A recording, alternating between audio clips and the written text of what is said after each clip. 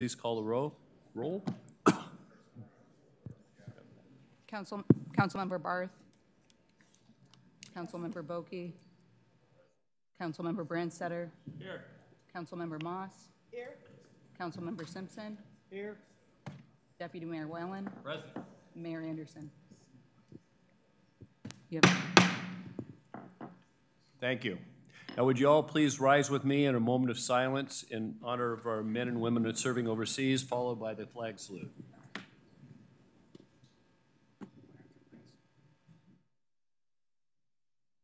I pledge allegiance to the flag of the United States of America and to the republic for which it stands, one nation, under God, indivisible, with liberty and justice for all.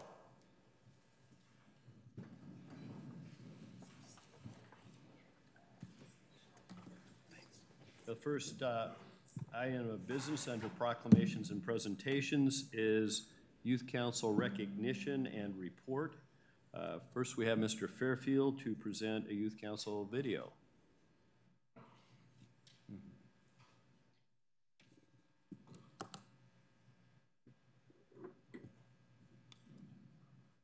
I'll hit play. Perhaps not.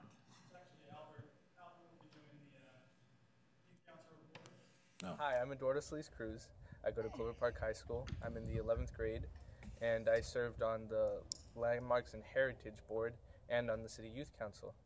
One thing I learned while serving on the City Youth Council is something about myself, how much pride I have in my city, and how much I love being a citizen of Lakewood, and how much I love the people who live here. Thank you. Hi, I'm Susan Cosillo Trujillo. I go to Clover Park High School. I'm in the 11th grade. I serve on the Arts Commission, and one thing I learned through Youth Council was how the city works and how to make connections outside of my school and age group. Hi, my name is Elisa Sagisi. I go to Harrison Prep. I am a senior and I served on the Community Service Advisory Board. And basically what Youth Council has taught me is that I as a youth have a voice in my city and the things that go on in my city. I also learned a lot about how service agencies work and how the money is funded towards them and how they benefit my local community. My name is Dorian Simon. I attend Lakes High School. I'm a junior and I'm a part of the Parks and Recreation Advisory Board. One thing I've learned in Youth Council is the importance and power of youth expression so we can create a world that we want to live in. I'm Peyton Gomez, and I'm a junior from Covenant High School. I learned what an impact that teenagers can make on society. Some of it, just the simple things that we bring up in our meetings, have created an impact in our community and have caused change. My name is Dante Ost, and I'm a sophomore at Harrison Prep. I learned this year at Youth Council the importance of serving your community and the value of building relationships within other schools. Hi, my name is Cassidy Barnes. I'm currently a senior at Harrison Prep and I serve on the Public Safety Advisory Commission. What Youth Council has taught me is actually something based on a quote I saw in The West Wing, the idea that decisions are made by those who show up. And Youth Council taught me that half of the job really is just showing up. The rest comes along with it. My name is Therese Palacio. I'm a 10th grader at Curtis High School. And this year in the Youth Council, I learned the importance of creating lasting bonds within the community and stepping out of your comfort zone to better other people. Hi, my name is Lenise Kamek. I'm a sophomore and I go to Harrison Prep. And something that I learned from Youth Council was the power that the youth hold and what we do in our city. Hello, my name is Natalie Jeanette Cruz. I am currently a senior at Clover Park High School. I served on the Community Service Advisory Board. Something I learned from being a part of the Youth Council was being able to connect with students who share similar passions as I do and helping the community as well. Hi, my name is Katie Wilton. I am a junior at Harrison Preparatory School. And one thing that I learned from Youth Council is that our community members are very responsive to our opinions and what we think should be changed in the city. And I think that's very important, and it's something that I'm very happy to have because I feel like a lot of times youth's opinions are overlooked, and I just feel very appreciated for what I do when I see people from all parts of the community coming to ask us, for our opinion. So I'm Jefferson Magianis, and I'm 17. I'm a junior at Clover Park High School, and I served on the Parks and Recreation Board. And what I learned was that, how the council worked around the community and what they did, how it happened, all that. So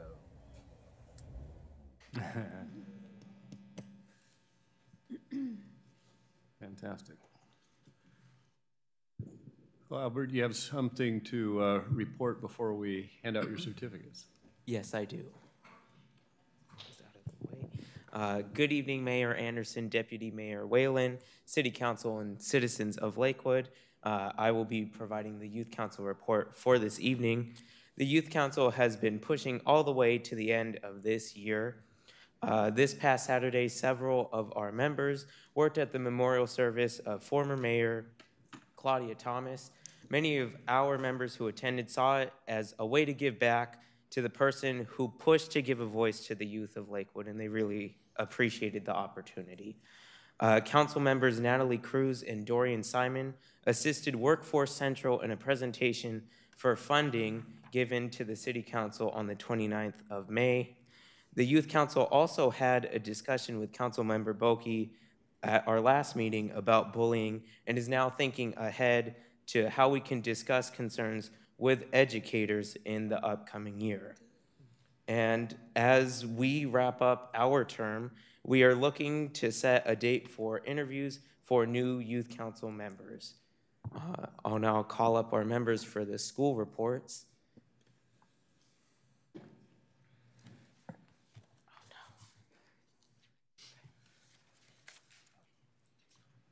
Good evening, and basically what CP is up to, our choir, band, and drumline had their concerts and it went pretty well. We have our moving up assembly tomorrow where the seniors are preparing to graduate this Wednesday, and our prom was 2 weeks ago and that went pretty well, so.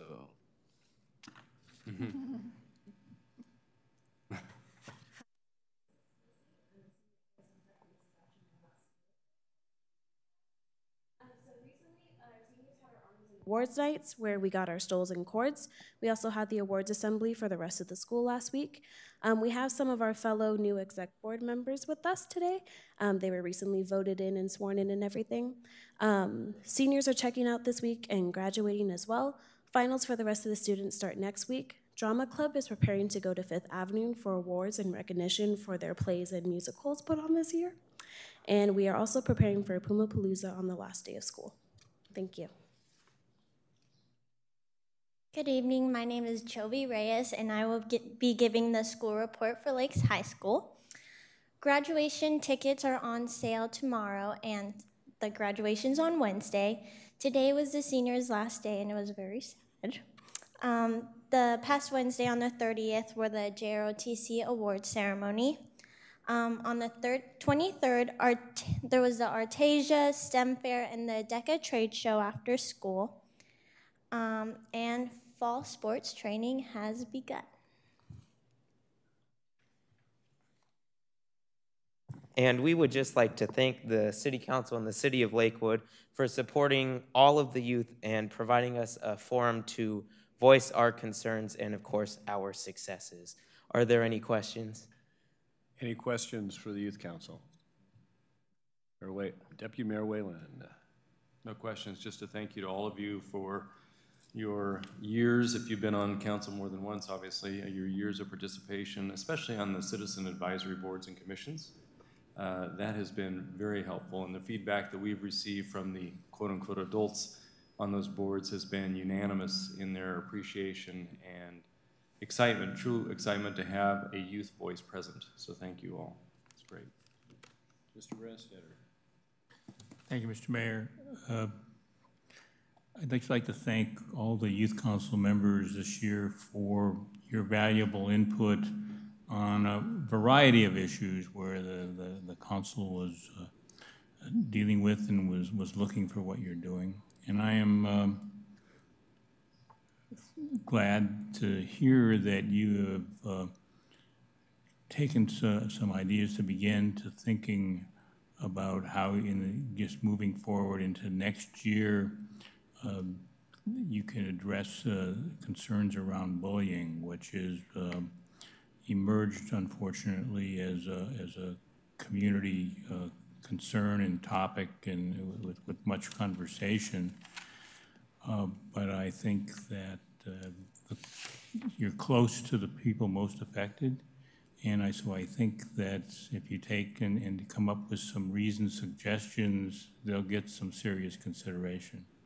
But and again, thank you all again for a very productive year. Thank you. Mr. Simpson. Thank you, Mr. Mayor. I would just like to add to the Youth Council that for those of you who are graduating and moving on, keep doing what you're doing. Stay involved. Don't quit. You guys have done a great job. This is the beginning, not the end, of anything. As to those of you who are new to the Youth Council, start pushing now. You will find this council receptive. We listen and we act. And I'm sure my colleagues will join me in saying, we look forward to hearing from you. Thank you. Well, I'd like to add my thanks. I'd echo what my colleagues have said, and I'm very impressed with the quality of our Youth Council, your engagement, and I'd like to also express my personal appreciation for your finishing strong in the year and taking part in late Mayor Thomas's reception after a memorial service. So that was much appreciated by the community. I believe we have some certificates for you. Mr. Bolke will present.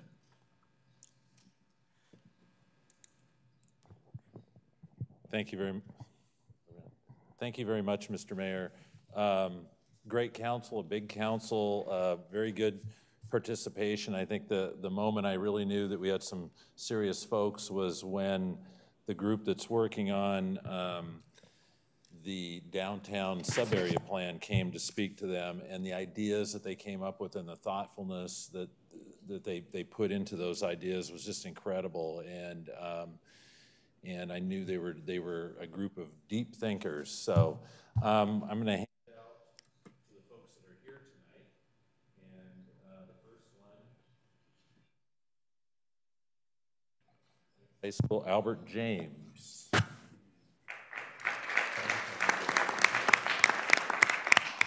And please stay up here. We're going to take a photograph afterwards. The next person is Brian Noel from Lakes High School.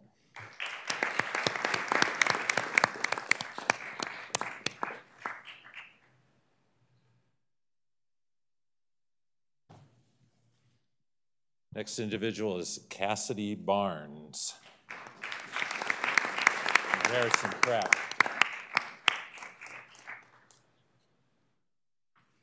So I'm gonna embarrass Cassidy a little bit. She has to tell us where she's gonna go to school next fall.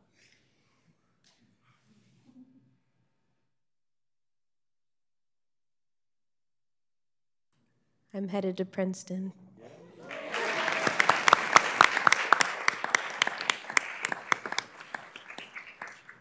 Dante Ost.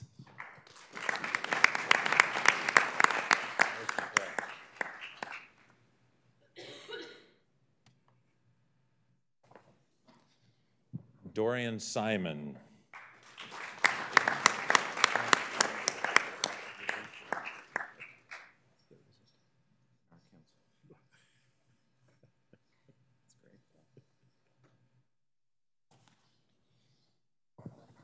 Elisa Sagisi.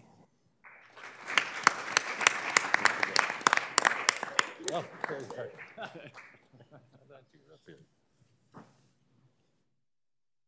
Jefferson Magallanes.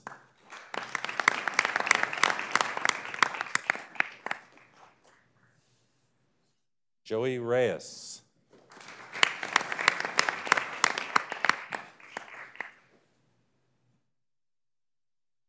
Katie Wilton.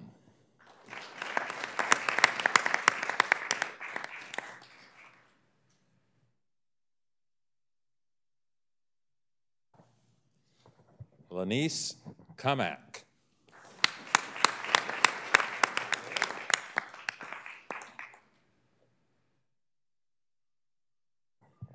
Susan Casio-Torrio.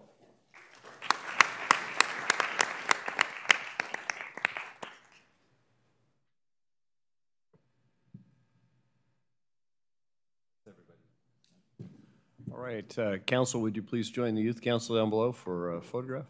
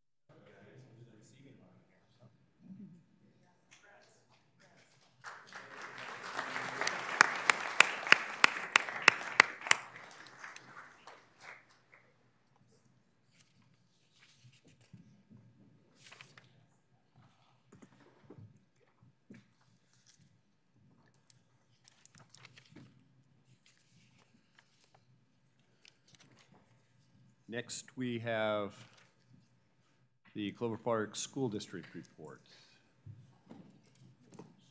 Mr. Paul Wagaman. Good evening, Mayor Anderson and Deputy Mayor Whalen and council members. It just reminds me of like being in kindergarten, you know, it's show and tell. You got to see our best and brightest here tonight, and it is a good preface for the rest of the report that we're having. Some things you may have seen or heard, but I would like to start out with Harrison Prep and Lakes were ranked by U.S. News and World Report. Harrison Prep was ranked 3rd in the state and 101st in the nation, and that was out of 28,800 schools. So that's pretty cool. And you know, when you talk 101st, so there's 50 states, so that means Harrison Prep would be number 2 in every state in the union. That's one way to look at it. Lakes was ranked 31st in the state and 2057th nationally. So according to U.S. News and World Report, we have some good schools going in our community. Clover Park High School, one of the things is our swimming pool is it's always open for the public. It's going to be closed. We've got to do some work with the lights and some other work there to make it a more usable and safer facility. So the sad part is it's going to be closed for a little while, but it'll be, when it comes back, it'll be even better.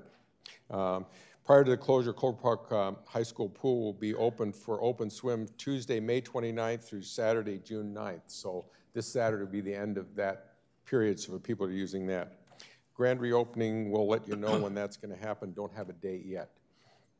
2018 school year calendar is on our website, so if you're interested in what's going to happen next year, it's out there. Harrison Prep Junior Katie Wilton won the Military Youth of the Year award, so that was pretty exciting. You know, we're pretty happy for that, and again, we're a military community, and we in the school district benefit from a lot of grants because of Department of Defense. We also, and many of you were there, the Arlington Project was a successful event this year. We're getting lots of recognition from across the nation because of the work of our young people. You know, I get lots of comments that says that maybe we're not doing enough to help our young people look at our nation. You're seeing young people here involved locally, but when they look at what our veterans have done, certainly those little flags that we have, or little symbols that we put in the grass out there symbolize people that gave their lives for our country, for what we believe in and what's important. And our young people do a great job of following that. If you haven't had a chance to see Taking Chance, is a CACO, or a casualty assistant officer, bringing the remains back to a family in Wyoming. They've shown that the last couple of years, and I'm sure they're going to show it again. If you haven't seen that, I would encourage you to take the time, come to the Arlington event next year and watch that. It's about 45 minutes. It's a tearjerker, but it really shows how we as a country honor those that have given their lives for our country. Graduation ceremonies have been set. You heard a little bit about that. Wednesday, we'll get Lakes and Clover Park. Thursday will be Harrison Prep, and Friday will be our, got our Open Doors program. I don't know if you're familiar with Open Doors, but it's a program that we put in place a couple years ago to help people that have struggled and haven't put their priorities in the right place, but give them a chance. And I'll tell you, if you have a chance to go to any of our graduations, I would encourage you to go to Open Doors. It's a tearjerker, both for parents and children or young people that get their diploma, because for many of them, it's the first time that they really had hope going through the whole process. It's been my experience anecdotally that people drop out of school because they don't have hope. They don't think they can make it. And I'll tell you, we certainly spend a lot of dollars trying to help our young people get through this. We've got a lot of teachers working very, very hard to help young people get to the next level. Open Doors has helped some of those that have been maybe left out, and we're trying to make that really work. We have a district retirement reception on June 11th. If you're interested in some of our staff that'll be leaving after many years working for us. We had Clover Park School District student place first in the Pierce County Library Writing and Art Contest. That was, did they have her name? Yeah, here it is. Harrison Preparatory School student Ava Moner took first place for a drawing in the 7th and 8th grade category. So we have some budding artists. I had the opportunity, some of you were there too, with our photography from Lakes High School. It's over at St. Clair. If you've seen any of that work, it's pretty amazing what our young people are doing. We've got, over the summer, we're going to do credit retrieval for students that don't have enough credits to graduate. They'll be able to work on those. We encourage, well, if students want to do that, it costs them $75. If they complete the program, they get their $75 refunded. But you got to pony up first. I think there are some scholarships and things to make that work. Let's see, what else? We had Employee of the Year. You may have heard Mel Ninnis from Clover Park High School, boys education, boys basketball coach, was recognized as our Certificate Employee of the Year. Administrative Assistant for Assistant Superintendent for Elementary Schools, Terry Herbert, at Student Service Center, classified as Employee of the Year. And former Iowa Principal Jim Pfeiffer was recognized as Administrative Employee of the Year. So we just did that. We just have a lot of employees doing some really great work.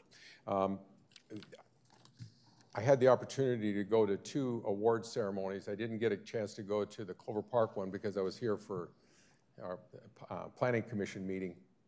But it was interesting to me, Harrison Prep, $3.1 million in scholarships. Wow. Lakes High School, $3 million in scholarships. So we have young people that are, Dennis always gets on me about not talking about achievement. When you're pulling down those kind of dollars, there's some people that are really setting the mark on what they're doing. And so it was very, very encouraging to me to see that. I wish I knew the number for Clover Park. I do not know. I'll get that and send it over. Are there any questions?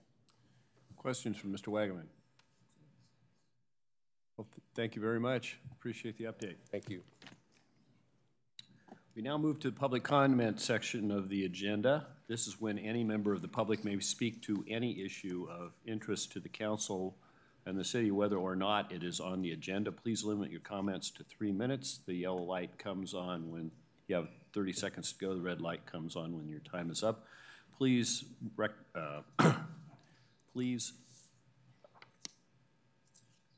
identify yourself by name and city of residence, such as Jason Whalen, Lakewood, Washington. I would note, however, that we have a public hearing on adult family home moratorium later, though you may speak to that issue in public comment. If you want to have your comments of record on the public hearing, you can wait till the public hearing, and that is for that single subject, and then your comments will be on record. The first person we've had to sign up for public comment is Mr. Dennis Haugen.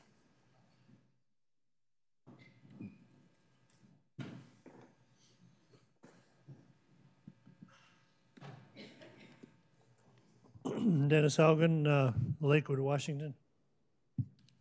This is a little bit about the last meeting. It was very refreshing to hear two councilmen mention the Constitution as the reason for not voting for marijuana in Lakewood, and recognizing when it's your authority to make a decision and when it's not. And of course, what's left out in the discussion now on cannabis, marijuana, whatever you want to call it, is jobs, and companies more and more are asking for drug tests. And so many people, this isn't mentioned, so as many people go out and have a marijuana thing with a little drinking, and of course the alcohol is gone, and then they get a call from an employer that says, hey, we need you. Some application he's put in. Well, that's the end of a career right there in a lot of cases. The other thing that I was very pleased to hear, in 1995, I put on a program for Rotary on the Wenatchee sex scandal, which really wasn't a sex scandal. It was about CPS taking children without cause and false accusations in court and whatnot. And it brought in hundreds of reporters watching these trials. And I had people over here from several news, such as Dorothy Rubinowitz, the Wall Street Journal, Kathy Lyon. Dorothy didn't want to speak, but she couldn't come over here, but Kathy Lyon, and it was really, what it left the conclusion was, they defined in those years, 1992 to 1995, the DSHS is a deep state, a bureaucracy that can't be controlled by politicians. And now we have it. We're supposed to be helping vulnerable people in Oak Brook, and what do you got? DSH putting predators in there. And in many cases, getting predators from out of state and even out of the country.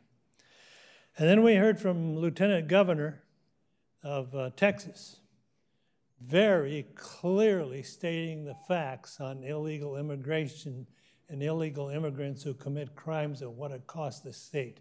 600,000 cases. Now everybody wants to hear that kind of information to make decisions if they have any common sense at all. And of course they will be fighting, those three states, New Mexico, Arizona, and Texas will be fighting hard against California, Washington, and Oregon, who don't gather or compile data, so they can't debate because they stand there and they don't know anything. The next person who signed up to speak is Mr. Glenn Spieth.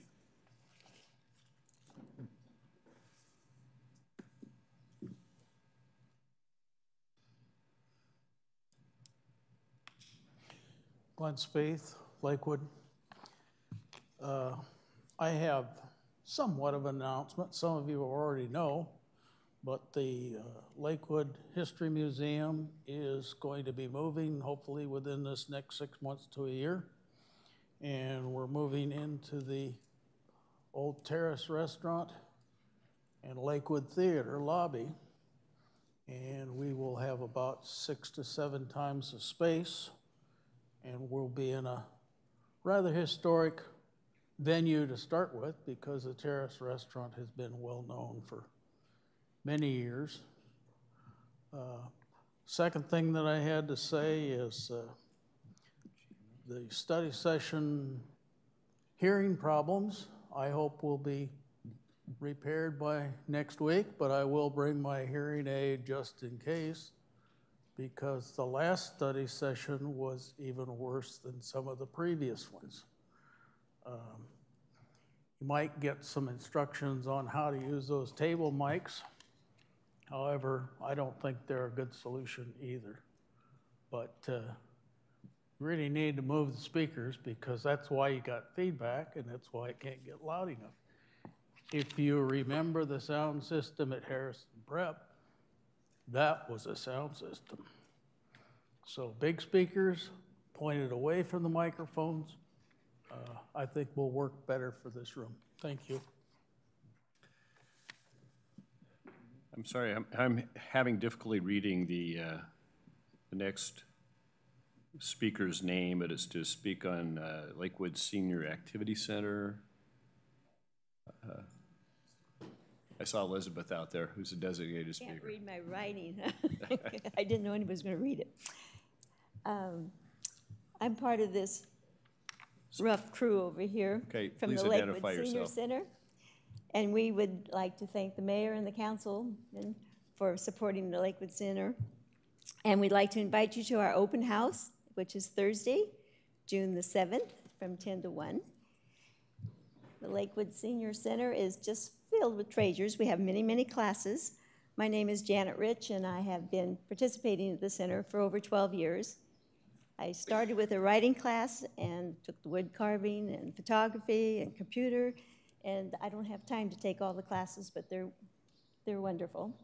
And now I am leading the writing class, and I'm serving on the advisory committee. And I would like to thank you for supporting Lakewood's secret Fountain of Youth. This is the greatest place ever, so I hope you stop by. Thank you. Thank you. The next person to sign up is Joanna Henry, but as Ms. Henry has indicated, she wishes to speak about adult family homes. If you wish to stay for the public hearing, I'll put your name on that list. But you can speak now if you wish. I'm Joanna Henry. I live in Oak Brook, and we have been here approximately 30 years. My husband retired from the military here, and we stayed. Within 4 days of coming here, we came to Oak Brook, fell in love with it, bought a house, and made it our home. In meantime, over these 30 years, what we loved so much and still love seems to be experiencing a slowly but declining quality of surroundings, quality of life. And one of those things, one of those concerns are the adult family homes out there. Now, I'm coming out of the medical field. I'm a registered nurse, have worked very long in this profession, and certainly care for people and for their care. But what I have seen out there in some of those family homes does not come up to what is to be expected and what should be. I have visited some of these homes out there for various reasons, visiting some patients, and have found that the staffing problem sometimes is truly bad. Sometimes for 6 patients of great needs, sometimes there is 1 person, which is certainly not enough. In addition to that, I have seen language problems that I would not want to have any of my family in some of these places because the personnel that is there sometimes speaks so poorly English that I don't know if the patient can understand, and if a patient has a problem to speak, I don't know if they can be understood by the personnel. This is a great big concern of mine. DSH, I have called DSHS years ago, called City Council first and was told, as you have no authority in all of this. It's Olympia. I called DSHS and they said, well, there is, they do what they can and this is all rightfully there and I should not have any problem with it. I don't know where DSHS, what the criteria is to open these homes and what the criteria is for the oversight. Because some of the things that I have seen, there seems to be no oversight. And some of those problems are just need to be corrected. I don't know what training the staff has when they start working there, or if anybody ever comes to visit and check things out if they are still up on par where they should be. Any problems, or with these problems, any solutions you can help us find would be greatly appreciated, because I think we truly have a problem there. Thank you. The next person to sign up is Jackie Hunt.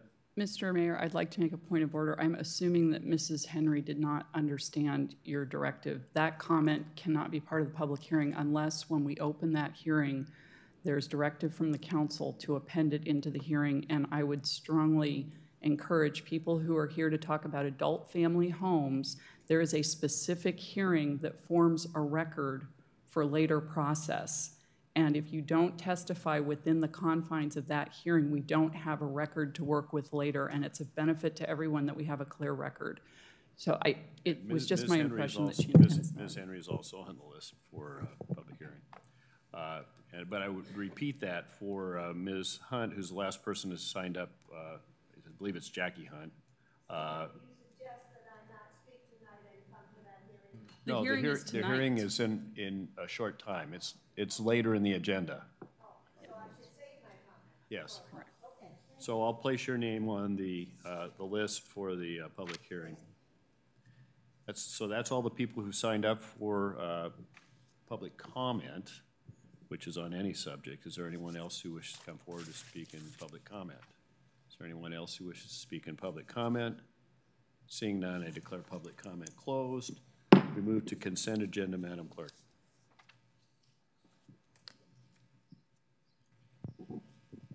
A, approval of the minutes of the City Council special meeting of May 21, 2018. B, approval of the minutes of the City Council meeting of May 21, 2018. C, approval of the minutes of the City Council study session of May 29, 2018. D, approval of payroll checks in the amount of $2,366,860.59 for the period of April 16, 2018 through May 15, 2018. E, approval of claim vouchers in the amount of $2,101,153.99 for the period of April 14, 2018 through May 17, 2018. F, resolution number 2018-05, amending the fee schedule relative to building permit fees.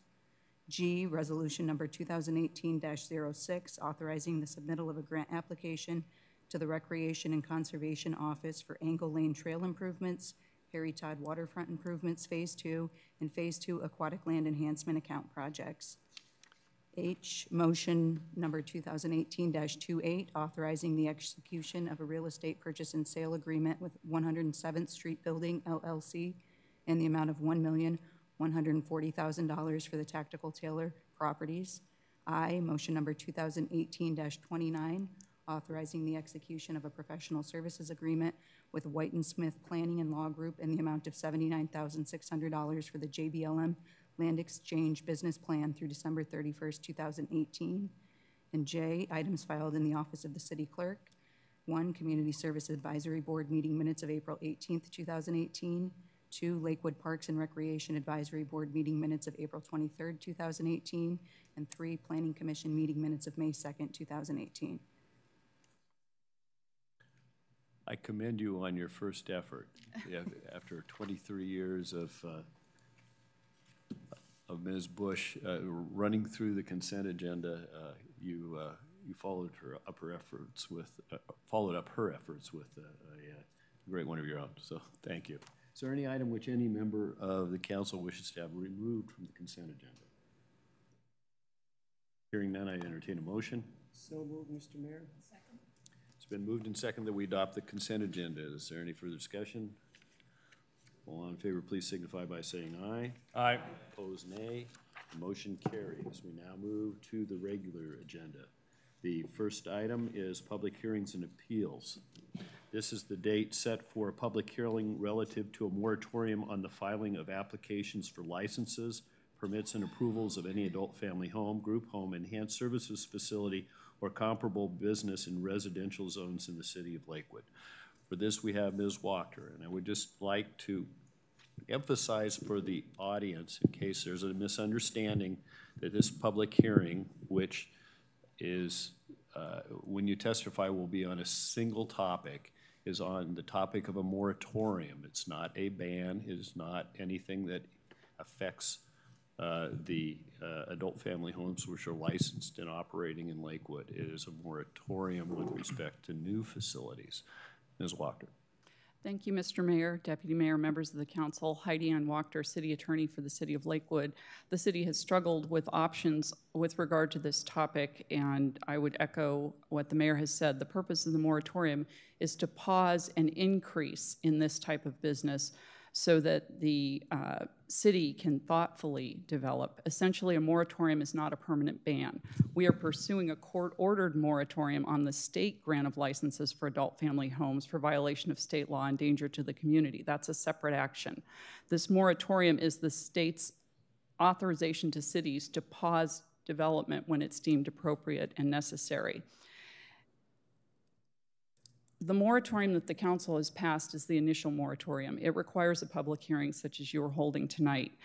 That the findings adopted tonight, we will be putting into writing and having the council review to make sure that they are accurate, because the number of findings in this case exceeds what we typically see in a moratorium.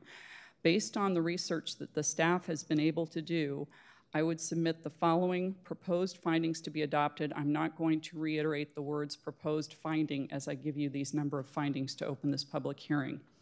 Number one, while the city of Lakewood is one of 23 cities within Pierce County, 31% of adult family homes are located within its jurisdictional boundaries. Number two, as of May 2018, there are 266 adult family homes in Pierce County, and 77 of those are located in the city.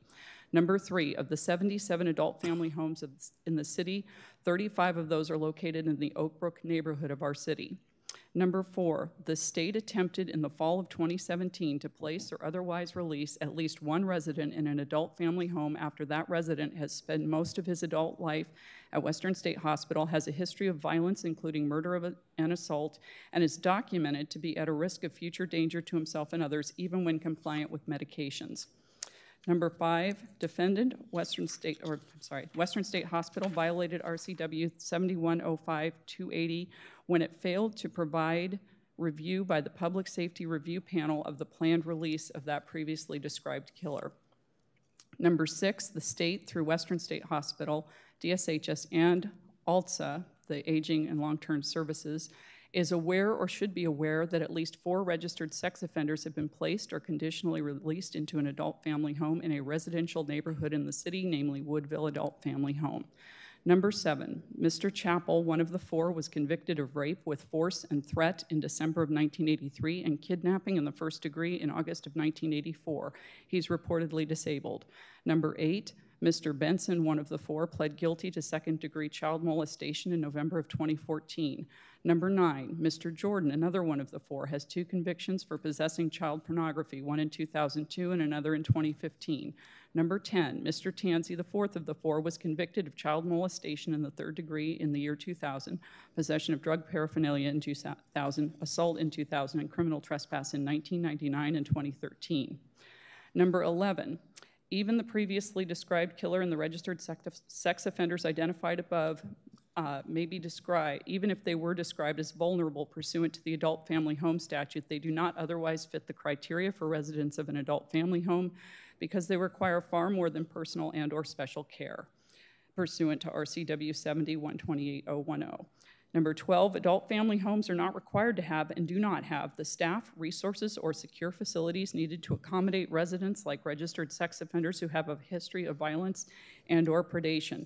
Placement of registered sex offenders in adult family homes is a foreseeable risk to the safety and security of other adult family home residents, current and prospective, and the general public.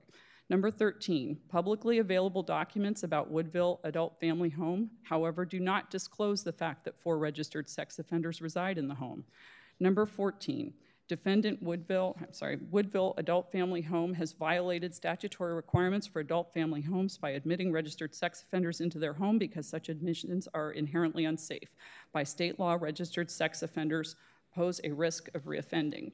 Number 15, by releasing, placing, and or facilitating the placement of the sex offenders in the Woodville Adult Family Home, Western State Hospital, the Department of Social and Health Services, and Aging and Long-Term Care Services have failed to properly care for them as mentally ill citizens of the state and have failed to properly license and or regulate the home. Number 16, the placement by Western State Hospital, DSHS, and ALTSA of the previously described killer and the registered sex offenders fit the admission criteria for enhanced services facilities in that they have a history of violence and or predation and or otherwise meet the admission criteria of RCW 70-97-030. Number 17, the city has attempted to learn if Western State Hospital, DSHS, and/or ALTSA has made or intends to make other such placements like the above referenced placements through a public records request pursuant to Chapter 4256 RCW. Number 18, one document produced in response to our records request is a matrix which demonstrates that residents, even if given the exact same classification, are shown to have been placed alternatively in adult family homes, enhanced services facilities, and inpatient hospital care, which are vastly different facilities from each other, rendering such classifications on the matrix meaningless for purposes of placement and treatment. Number 19, Western State Hospital, DSHS, and/or ALTSA have ignored the substantially different admission criteria for these facilities by placing those with a history of violence and/or predation into adult family homes. Number 20, Western State Hospital, DSHS, and/or ALTSA have placed and/or may potentially place those with a history of violence and/or predation in communal living groups with residents who are considered by the state statute to be vulnerable to abuse and have done so without ensuring that proper staffing and facilities are provided. Number 21, the city has attempted to resolve this matter through meetings with DSHS officials, our legislators, and attorneys representing the state. Attempts to work through city concerns have met with denial at best, and more typically, vilification. Denial that placement of a diagnosed psychotic killer in a home intended for vulnerable adults is inappropriate or a mistake. Denial that there is a process for rendering sex offenders no longer dangerous and that disability does not alleviate predation.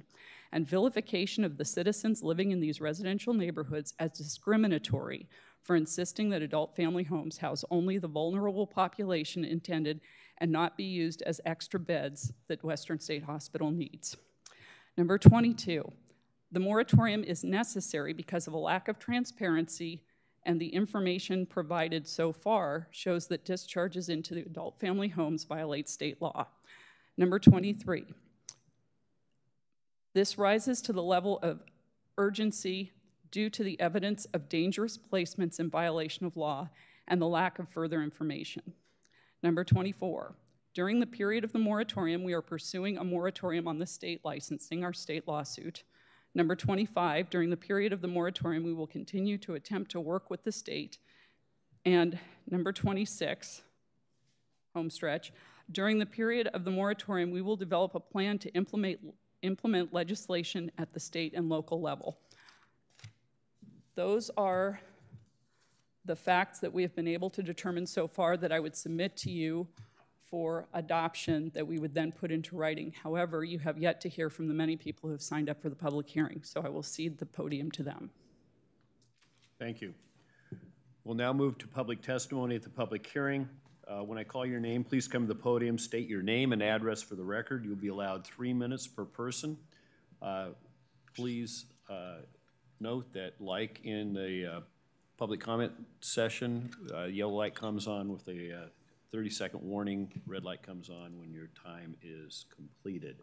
The first person who has signed up to speak on the subject of a moratorium on the filing of applications for licenses, permits, and approvals of any adult family home, group home, enhanced services facility, or comparable business in residential zones in the city of Lakewood is Guy McFadden.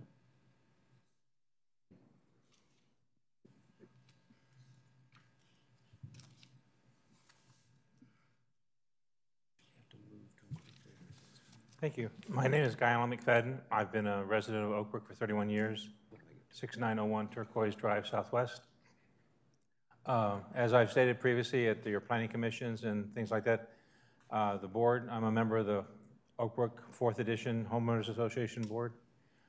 We have discussed this issue and we fully support what the city is doing. We feel you're making a reasonable attempt to address a very complex issue, the need for adult family homes, but at the same time, addressing the concerns of the residents of Oak Brook.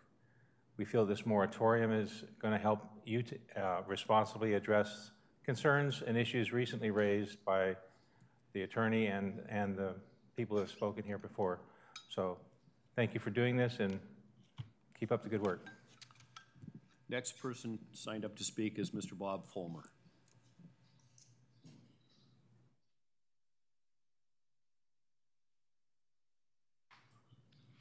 Thank you. My name is Bob Fulmer. I live at 7102 Sapphire Court Southwest in Oak Brook. Moved to Oak Brook because I enjoyed the sense of community, the residential neighborhoods, and the camaraderie.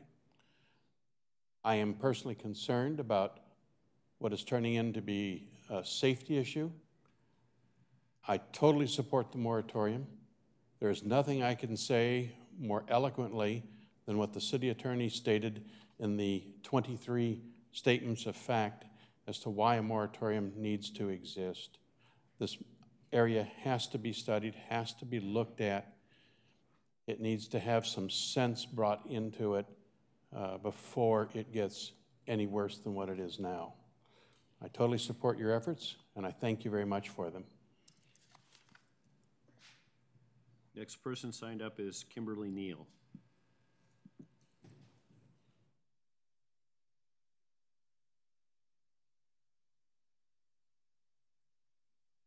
Hi, I'm Kimberly Neal. I live at 7102 Sapphire Court Southwest, and I'm new to Oak Brook. I've lived in Pierce County my whole life, but Bob and I are just getting married, and so I am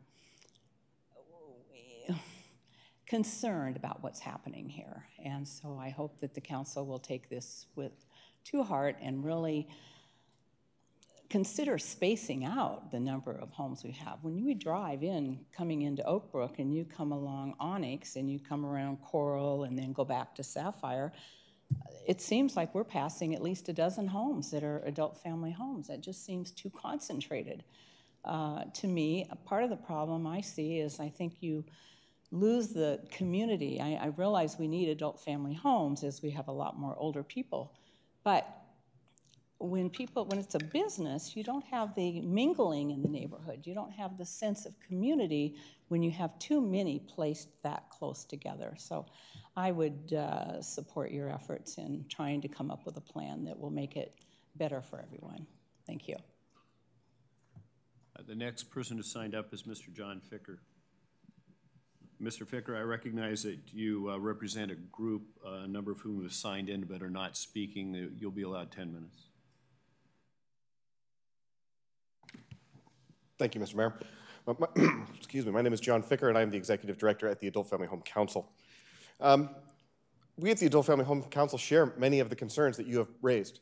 I know that the safety and the well-being of residents, as well as the local community, is of paramount importance to every adult family home provider that I have ever had the pleasure of working with. We also share your frustration with getting accurate, meaningful, and timely information from the Department of Social and Health Services.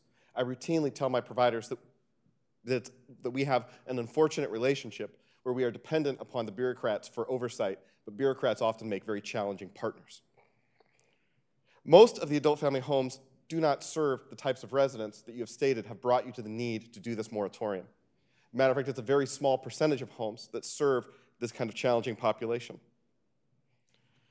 No adult family home by law can admit or retain a resident that they do not believe that they can keep safely within the facility. In addition to, in addition to believing that your moratorium may be in violation of several federal and state statutes, we are also concerned that it's the wrong tool to address the concerns that you've expressed. We believe that it's a sledgehammer when what would be more appropriate is a scalpel. I know of at least or approximately a dozen citizens living here in the city of Lakewood, property owners who have been developing their homes to become adult family homes that are currently in that licensing preparation part.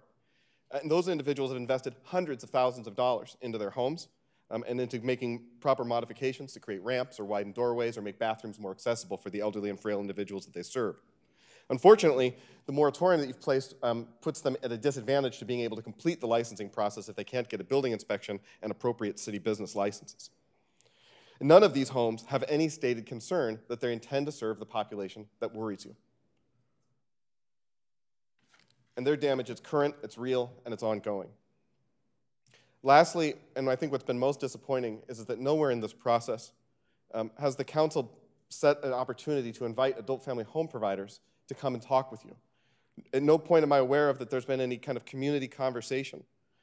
And instead of taking a unilateral action I would really encourage you to meet these providers and to see these homes and to know what's going on. I've heard a lot of misinformation through the course of these meetings about what kind of training is required, what kind of licensure process an individual has to go through, and who are the intended individuals to be served. I can understand from the reading of the RCW where you get to where you get. However, I think that there's a much more complex and a much more robust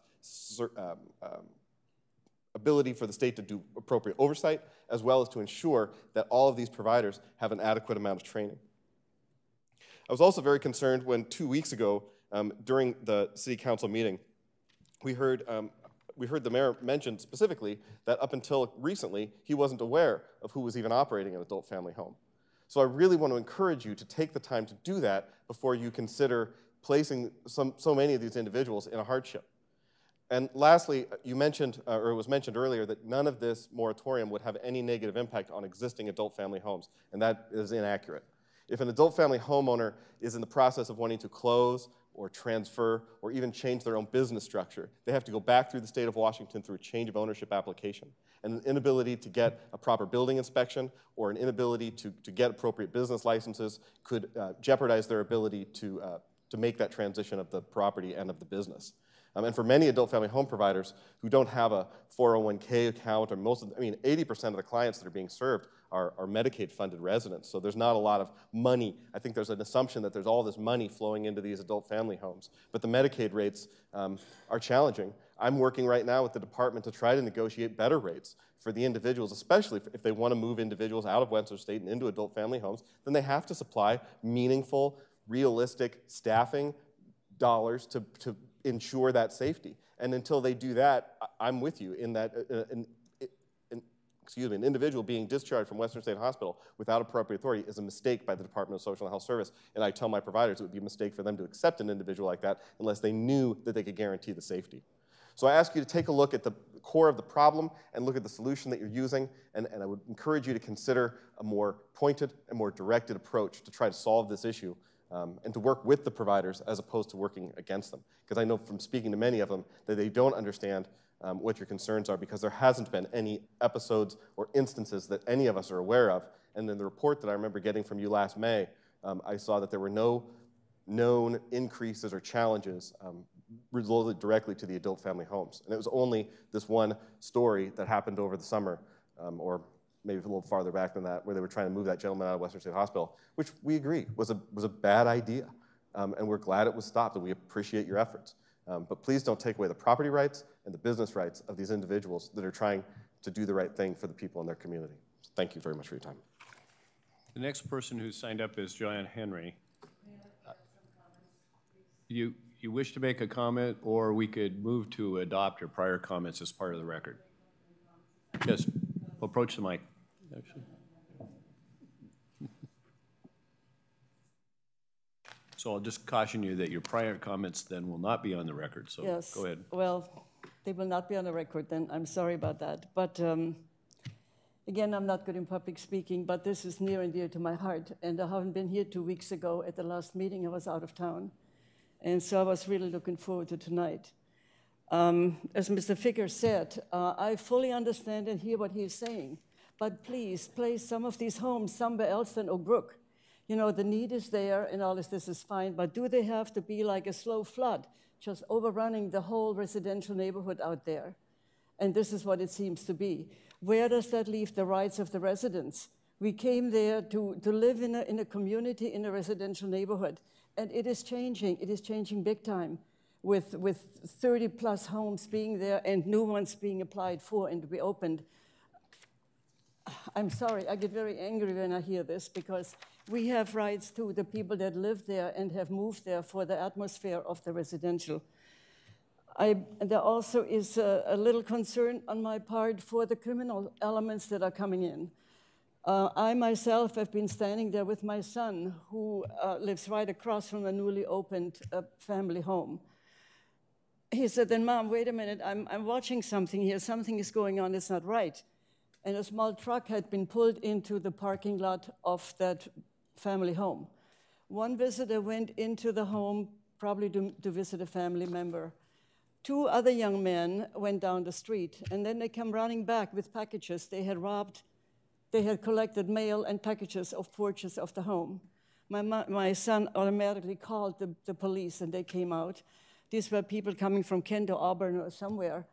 A family member was in one of these homes, and they came with a family member down here and cleaned out packages of the neighborhood. These are things that would not be possible, I think, if there's just an element coming in that should not be there and is detrimental to what we have chosen to live in this neighborhood for. So please help us.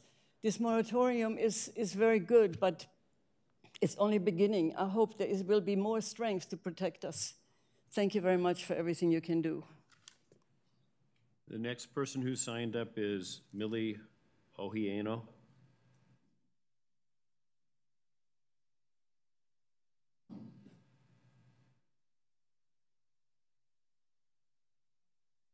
Mayor and the council, thank you for giving us this opportunity for the public hearing.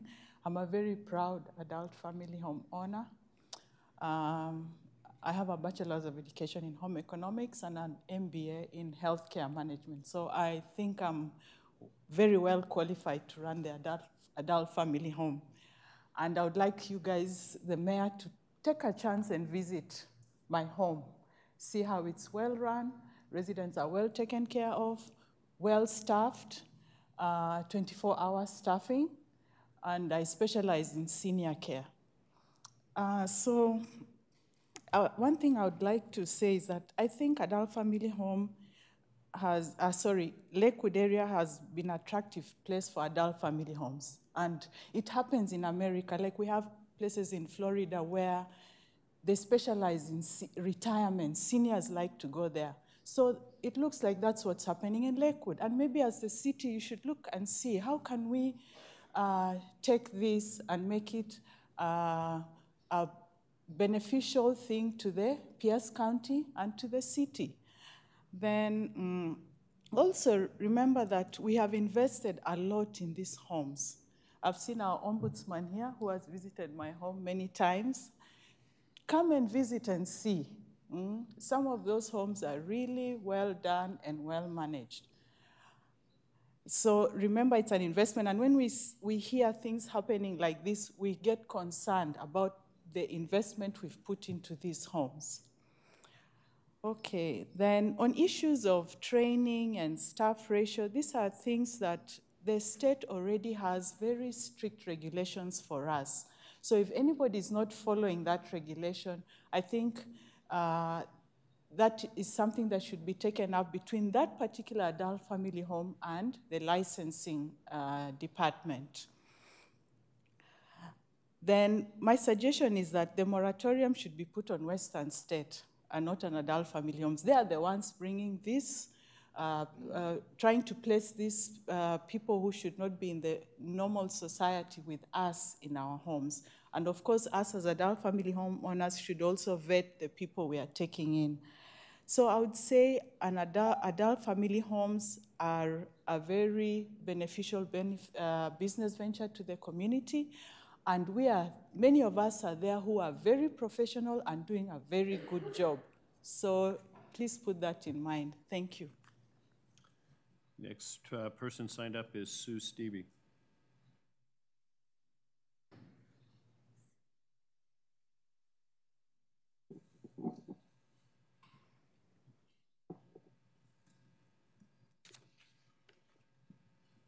My name is Sue Stibbe, and I've lived in Oak Brook for 41 years and love Lakewood and our neighborhood. And I'm also board member of the Oak Brook 4th Edition Homeowners Association.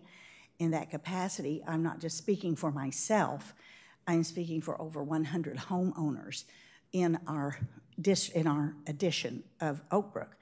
And I would like to endorse all the comments made by Mr. McFadden. We congratulate you and thank you for calling this moratorium and looking into this problem in a systematic, hopefully well-planned way that will assure that we can retain the quality of our neighborhoods with diverse families living there. Oak Brook needs families with young children to feed our schools.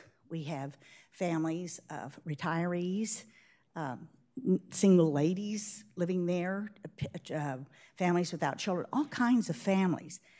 Unfortunately, we did have a very negative experience on Topaz Drive with one of the first adult family homes that appeared about 15 years ago.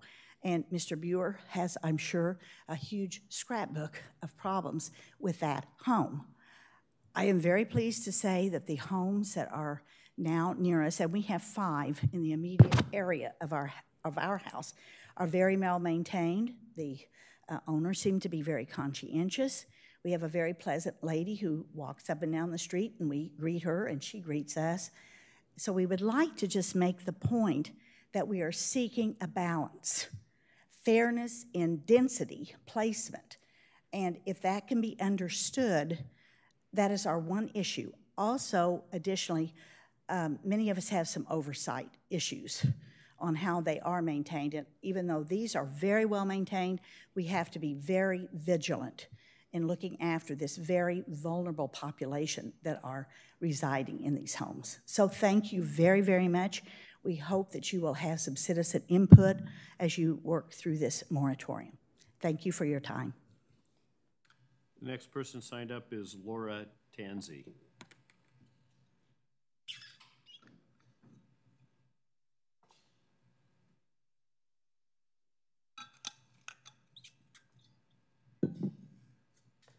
Good evening. My name is Laura Tanzi, 813 Lawson Street, and I reside in Olympia.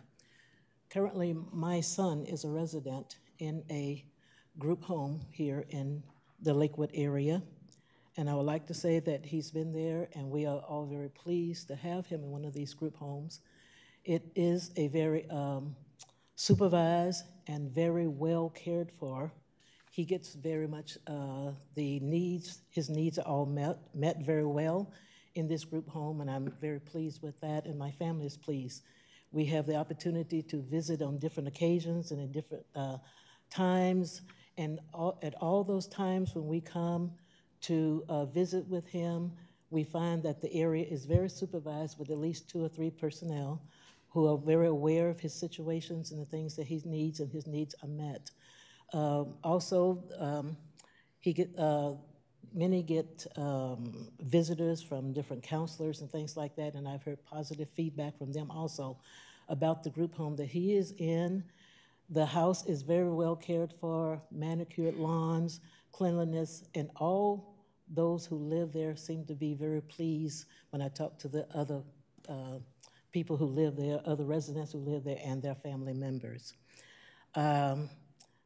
There may be some problems in other group homes. I cannot say. I can only speak for the place where my son resides, and I'm here to say that I am very pleased with the care that he gets. I'm very pleased with the situation that he's in, and the group home that he's in has a very positive and a caring atmosphere for him, and I know of no problems or no situations that requires any negative police activity or anything like that.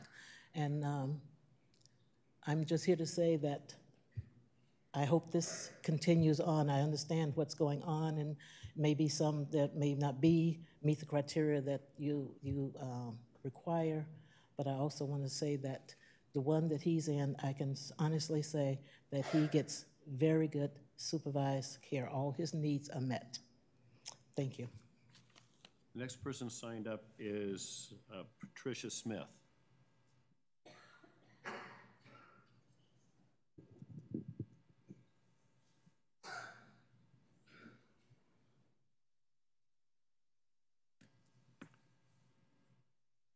I'm Patricia Smith, 1933 Lighthouse Lane, Tacoma.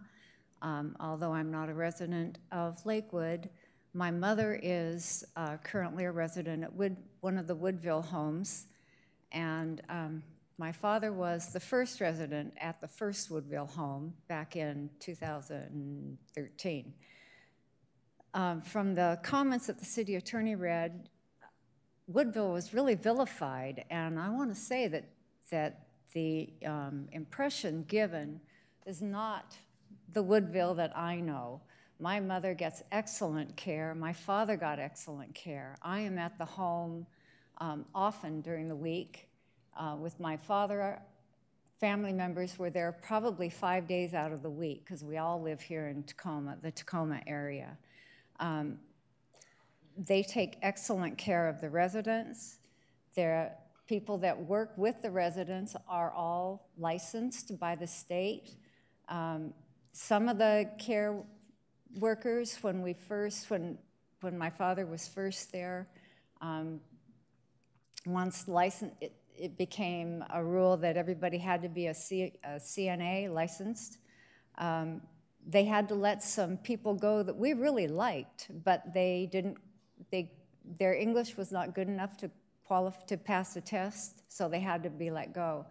The care workers there, one of the women spoke earlier that sometimes it's hard to understand them, and that's true. Sometimes it is hard to understand them, but sometimes the residents are hard to be understood too. A lot of them have dementia like my mother does, and she's really hard to understand. She really wants a smile and a hug and someone to take care of her physical needs, and that's what she gets. That's what we want for our elderly residents. We want them to be well cared for. In the larger facilities, they may have one person for 10 residents. At the adult family homes, there are 2 to 3 caregivers for 6 residents. They get excellent care.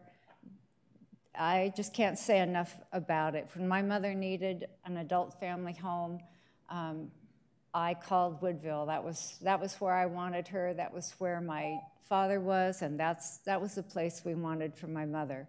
So I know that some of the homes may not be as well taken care of as Woodville is, but I'm really sorry that you've singled them out to be kind of bad guys in this thing, because you're wrong. They're not. Next person is Jackie Hunt.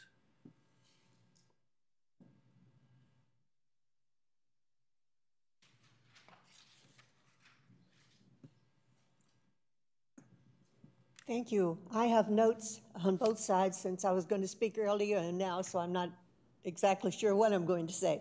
I'm Jackie Hunt. I live in the 7th edition of Oak Brook. I'm also a member of the board. We certainly support and applaud the moratorium.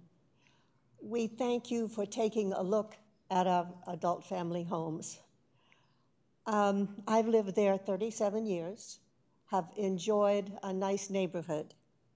I still have a nice neighborhood, but as one of the ladies said, it's a fairness of balance.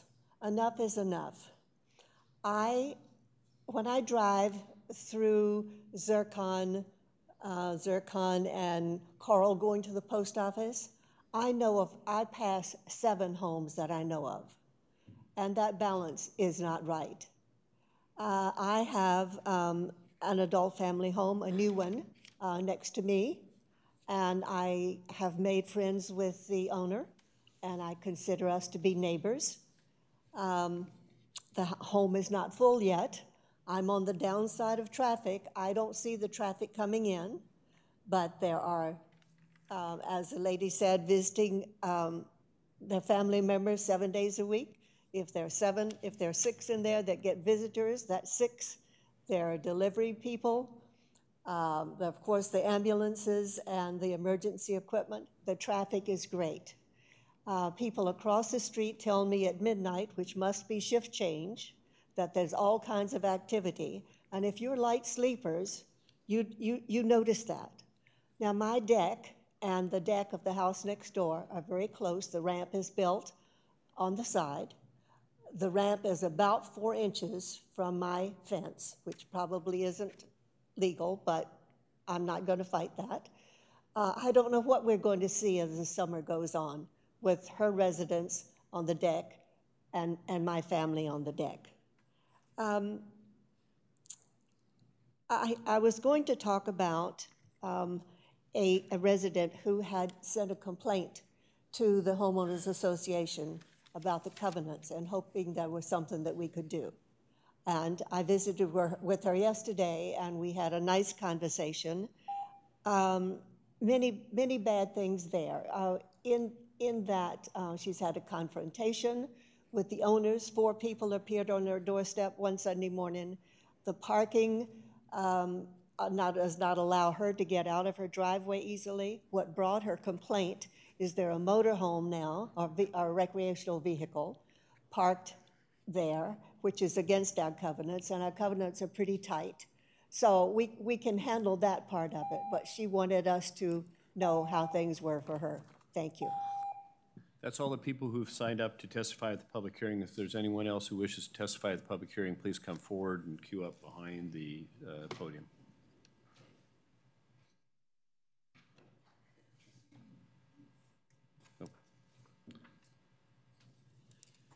Dennis Haugen, Lakewood, Washington. Well, I've been watching DSHS for 20 years, and I can give you some reading material that I just brought. I've got other books. One thing I learned from these people, very credible lawyers, reporters, pastors that studied the Wenatchee thing, who tried to go to Olympia and get some help. DSHS is a huge bureaucracy, has hundreds of lawyers and lobbyists that pester lawmakers constantly. They get their way, and when they're accused of something wrong, it is unbelievably difficult to deal with them. So I suggest that you seek some help from the federal government. I'm sure there's some federal money going into DSHS. You know, come in at one more angle. Heidi did a great job. See, the thing is, yes, DSH has regulations, but it's a bureaucracy. That does not mean that they follow their regulations. It does not mean that they enforce their regulations. What I see here is there's good people come to put up a house for vulnerable people, and they follow the regulations. Not because DSHS enforces them, but because they're just good operators. But then you also have the bad operators that come in. That's where DSHS will fail. And they'll fail miserably. It's probably what I call the prime deep state bureaucracy. They control the politicians. They control, and I've brought much stuff, you know, about the lobbyists that bureaucracies have. Why do they need lobbyists? And, you know, some of the, about the way they get away food stamps. You know, I gave you the thing labeled infantilism. So there's a lot of people coming into the state that are coming here for the benefits, and even out of the country. Well, I don't see that those people are our responsibility to serve. Our responsibility to serve is the citizens of the United States, not the illegal citizens who have commit crimes or don't follow our regulations. Anyway, one good book that Dorothy Rabinowitz, Wall Street Journal, Kathy Lyon, Witch Hunt. Thank you. Next speaker.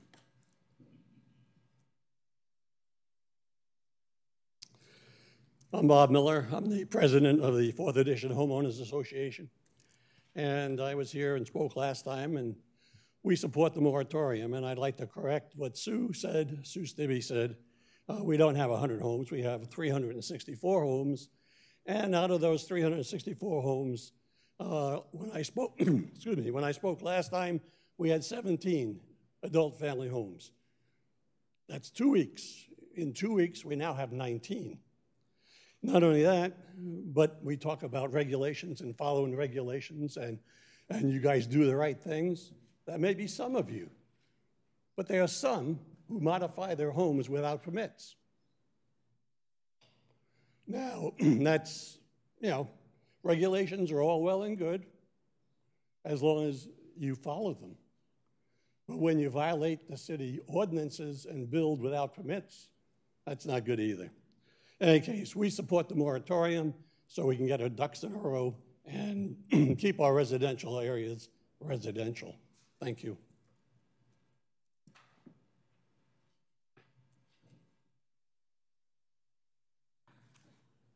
Good evening. My name is Desiree Hosanna. I'm an attorney here in Washington. I have a business in Lakewood, Washington. I come before you as a representative of several members here. I am representing a number of the individuals affected. I also come before you as a member of the community who has several residents who reside in adult family homes in Lakewood. By way of background, I was formerly an administrative law judge for the state. I presided over hearings involving adult family homes for the Office of Administrative Hearings for at least 9 years. And I also come before you as someone who not only has presided over hearings with respect to adult family homes, but also I have family members, as I said, in the adult family homes, and I am a guardian ad litem, so I'm a mandatory reporter.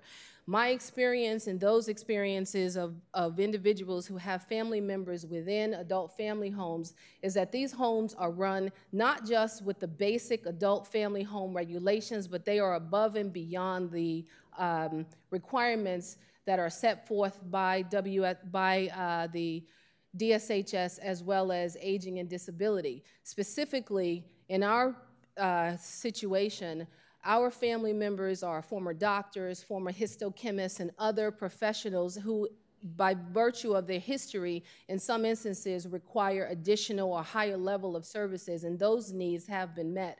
My father-in-law died about 2 years ago in an adult family home after not being able to remain in our home, and we were not able to provide the services. And we sent him to the adult family home that my aunt from California died in. So I stand before you as someone who understands and who has seen it firsthand, not just as a litigator, but as a family member. I respectfully submit to you that your city attorney has not done the diligence required to assess or to assert the regulations that are being allegedly violated here. I ask that you consider taking the homeowners, the adult family homeowners, up on their offer to go into their homes. The staffing regulations, the alleged violations, the anecdotal information that's provided to you, I can tell you that in large part is not accurate.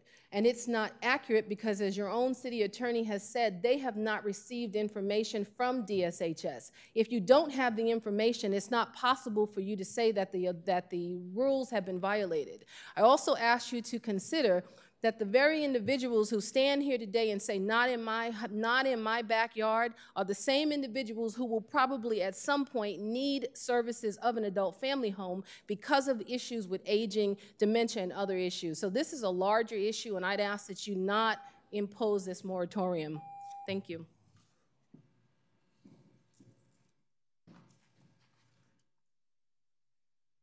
If you intend to speak, please come up and queue up behind the speaker. So we could. Oh, I'm sorry. Paul Wagaman, City of Lakewood. As I listen to this thing, the moratorium is a timeout seems like a good idea initially, but then when I look at it from a business perspective, when we need these services, and not everybody's as blessed as my wife and I were. We cared for my mother in our home for the last 4 years of her life, and it was a lot of work.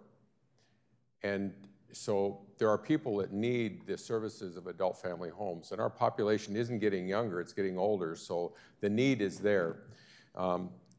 So my initial look is, hey, a moratorium and a little timeout wouldn't be a bad thing, but what's it gonna do for the people that we need to get the ability to keep these things going. Sitting on a school board, I'm also concerned about Western State putting folks in adult family homes. That's a big fear for me. And so initially when I look at moratorium seems like the right thing. Let's figure out how to do this in a right way that makes sense. But then I come back to the business side of it. When we start hurting people's businesses, with our population getting older, I really think we need to think through this thing and say, hey, how do we make this work for all our local businesses, because it's going to be a thing of the future, and that need continues to grow. So I don't relish your position to make this final decision. I'm glad you're taking a look at it, and I wish you the best.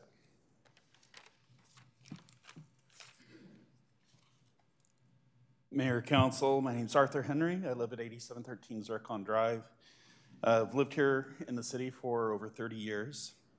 Appreciate you giving me the opportunity to speak on this topic. I'd like to share that I support the moratorium and that's been implemented, and as we seek the clarification on DSHS rules and look for an equitable solution for all parties.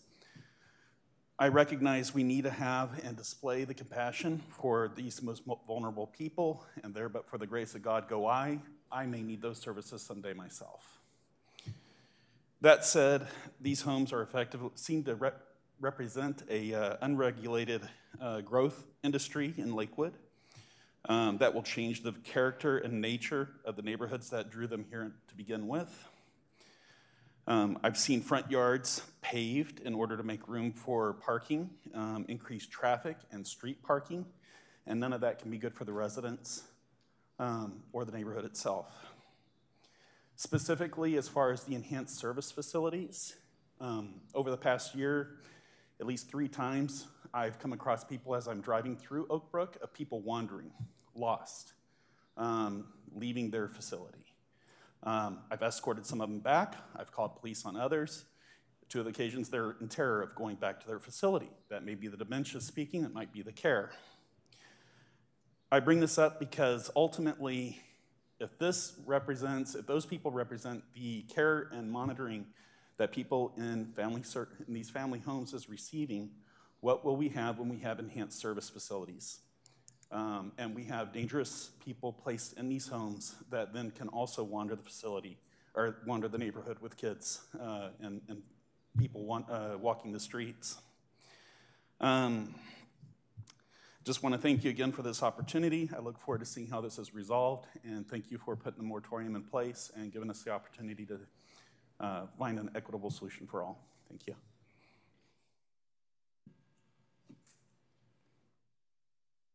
Hi, Susan Sorensen. I'm back here again from the Oak Brook area to speak on behalf of the moratorium, as I have since November.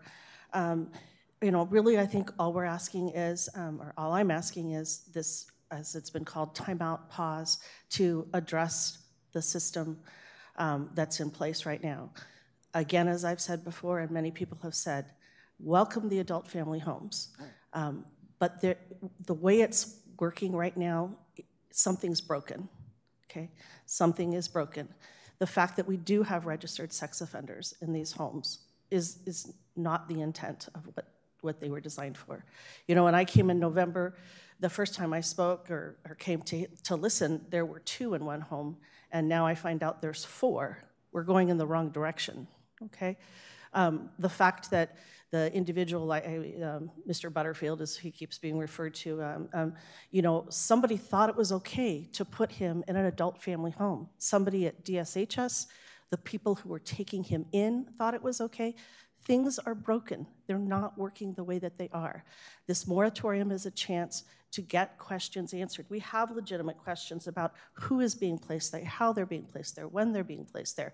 Tonight I'm hearing some finger pointing now that I hadn't heard before about who's responsible for that. I don't know who's responsible. I just know that the way it is right now, it's not working. It's not, we all are asking for the safety of the people who live in the homes, the people who work in the homes, the homeowners themselves, and the neighborhood. So I'm here again tonight to say thank you for the work that's been done on our behalf, and to please continue with the moratorium. So thank you.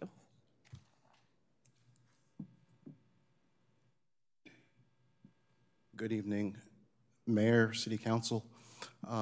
What's broken is society. Society is broken, and I understand the fear that has been expressed tonight. Yes, there are sex offenders.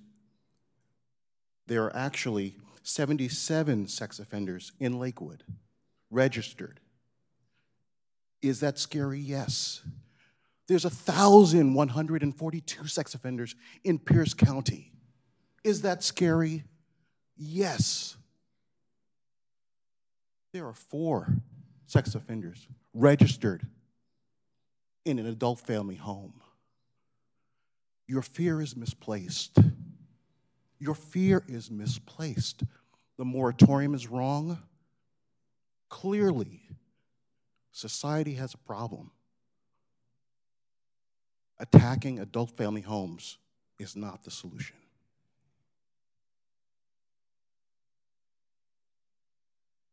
Sir, could you please state your name for the record before you leave? Thank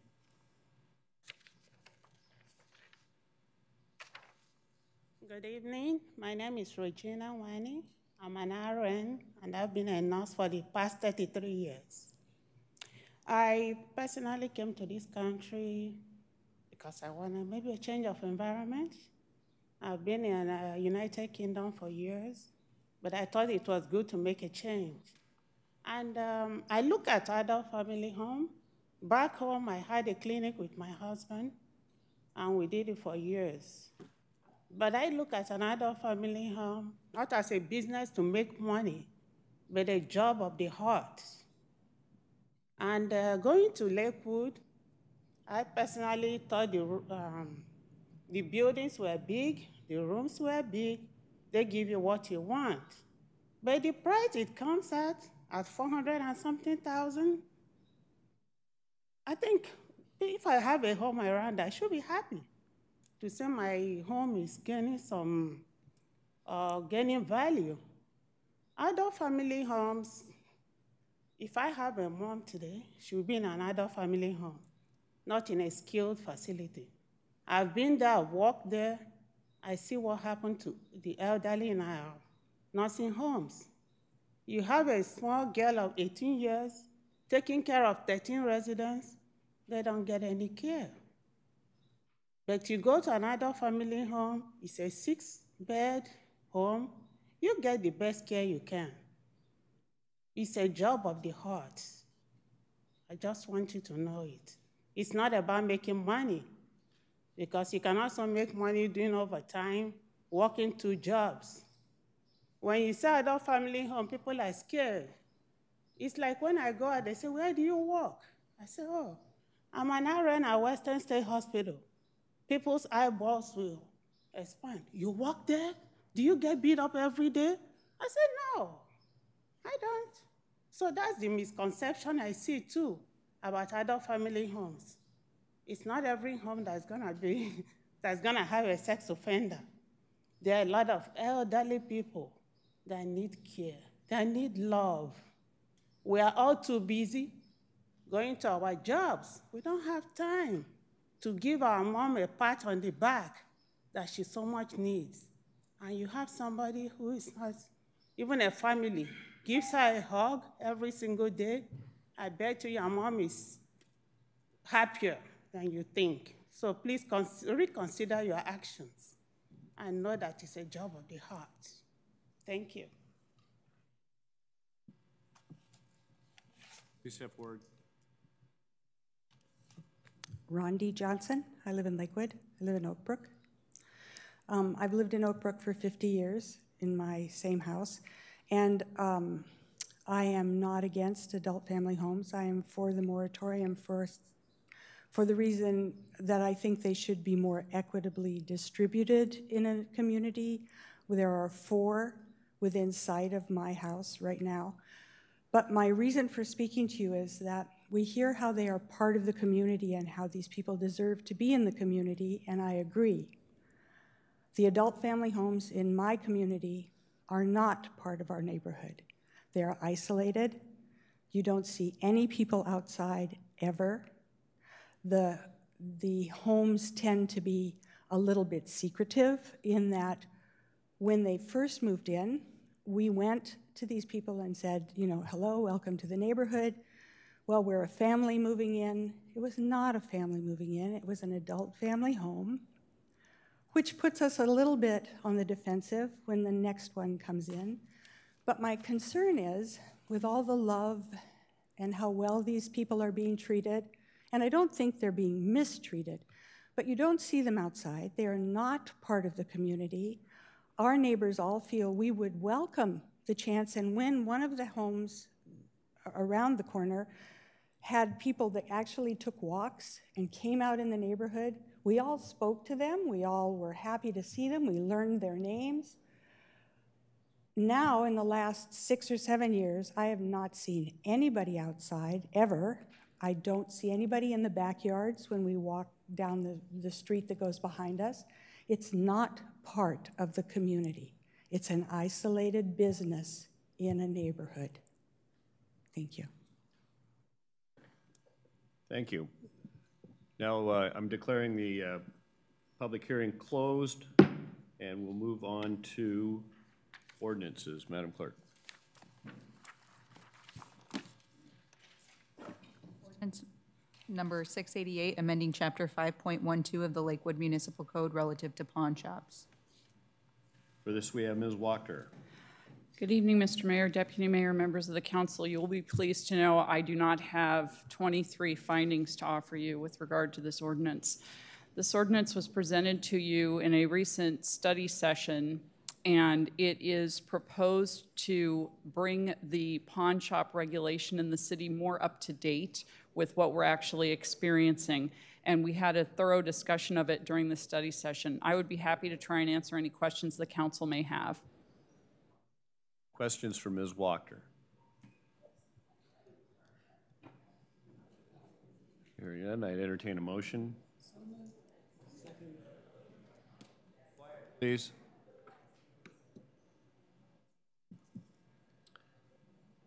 Moved by Ms. Barth and seconded by Mr. Simpson that we adopt ordinance number 688. Any further discussion? Well, all in favor, please signify by saying aye. Aye. Opposed, nay. Motion carries. Move to unfinished business. Is there any unfinished business to come before the council? There's none, Mayor. New business. Motion number 2018-30, Madam Clerk.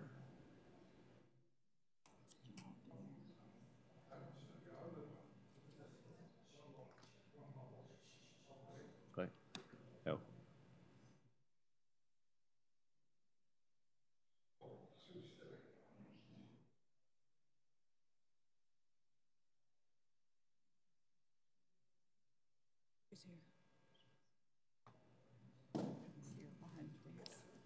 Met motion number 2018-30, Madam Clerk. Motion number 2018-20, adopting the City Council goals and strategic plan. For this, we have Ms. Kelly Fong. Good evening, Mayor, Deputy Mayor, and council members. Before you is a motion to adopt the City Council goals 2018 to 2020 and the City Strategic Plan 2018 to 2020. The City Council held 2 goal-setting retreats in April 2018, at which the City Council identified economic development and dependable infrastructure as the 2 most critical goal areas for the next biennium. In particular, within these 2 aforementioned goal areas, the City Council identified 3 priority sub-areas of catalyst sites, transportation, and housing. These priorities were subsequently incorporated into both the City Council goals and the strategic plan to reflect the City Council's priorities.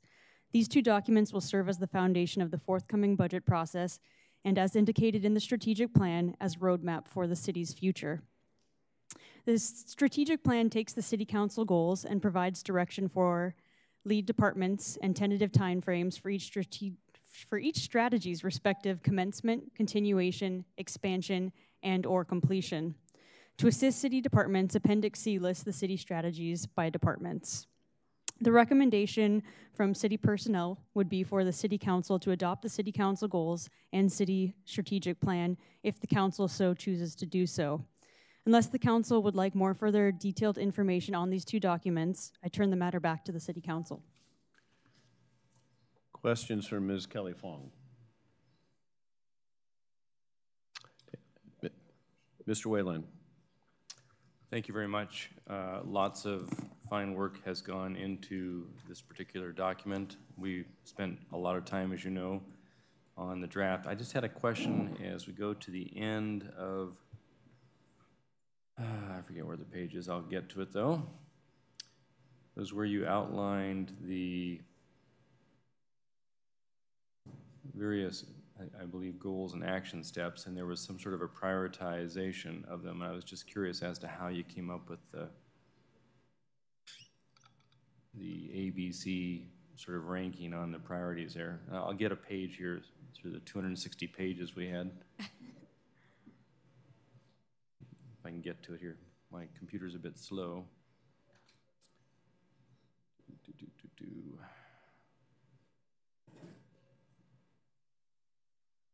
All the darn pictures. Well, let's see here. Some of it seemed duplicative a little bit. I can't get to it. Okay, so it looks like I'm starting at 255 of our packet.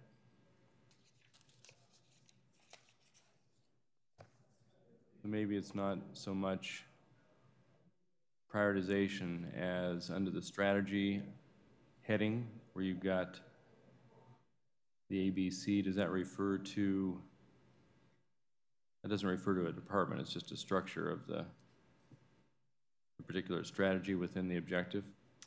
Yes, so this is Appendix C, which lists the strategies by lead departments. I believe so. For example, the first Correct. page is all departments. Mm-hmm.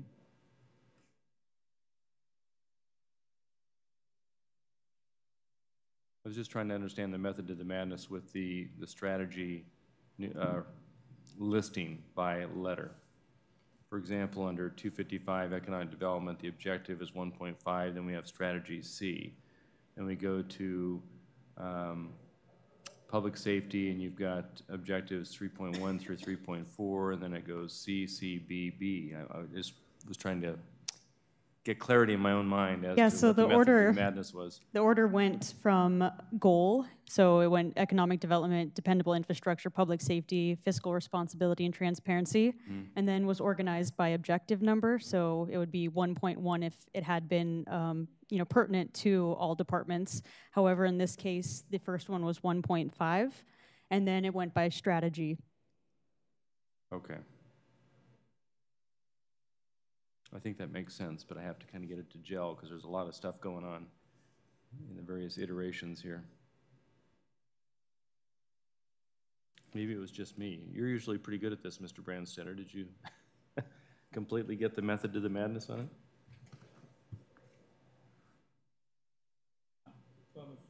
Deputy Mayor, on the page you're referring to, I did not grasp the significance of, I understood the strategies in the word. I didn't understand the significance of the A's, the B's, the C's. Right. Where there were C's, I didn't necessarily know where there were, was there an A or a B that I was missing that was somewhere else in the document. I thought that the page was informative without those letters. I just couldn't relate to them. So the A's, B's, and C's correspond back to the other pages of the strategic plan. So if you look, for example, under economic development 1.5, this should correlate with 1.5C earlier on in the strategic plan. Okay, so for example, looking at page So for example, if you go to page 219 of your packet, okay.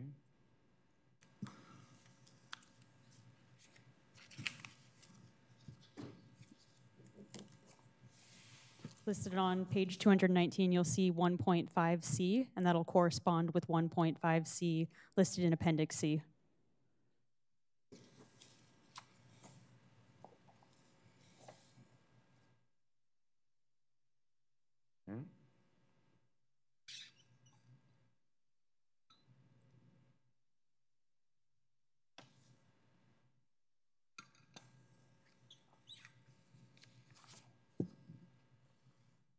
Which matches the same thing on page 249. It's the same economic development category, just in a different iteration there.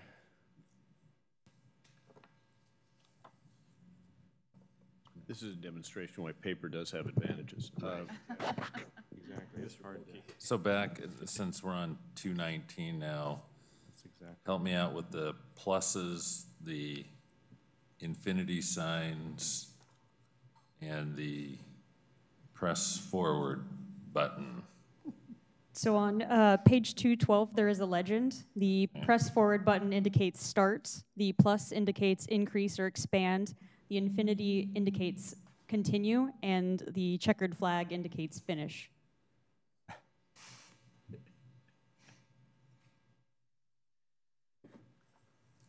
missed that. No, I'm still looking for it. I missed it the first time. Any emojis?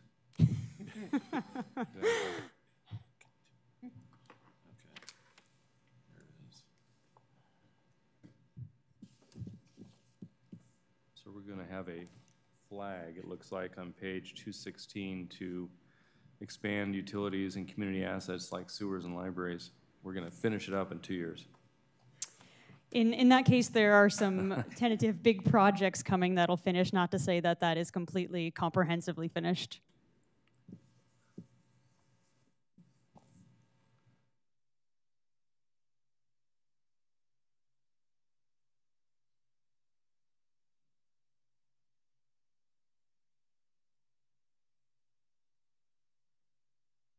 Okay, we can just comment. I again, completely appreciate all the work that's gone into this. It does match the language tweaking that we all made great effort to make and create into this document. So to the extent it's a legible document for staff because they're getting the directive from us as the council, and you can press start or wave the flag, as the case may be, at the appropriate point, I'm all for it, as long as the public can certainly read along as well. If there isn't already, I would suggest a key for those. There is at the very front. Oh, very front, but you have to keep going. You have to remember. That's my paper thing. I'd entertain a motion. So moved. It's been moved by Mr. Whalen, seconded by Ms. Barth, that we adopt motion number 2018-30. Is there any further discussion? Mr. Brandstetter. Thank you, Mr. Mayor.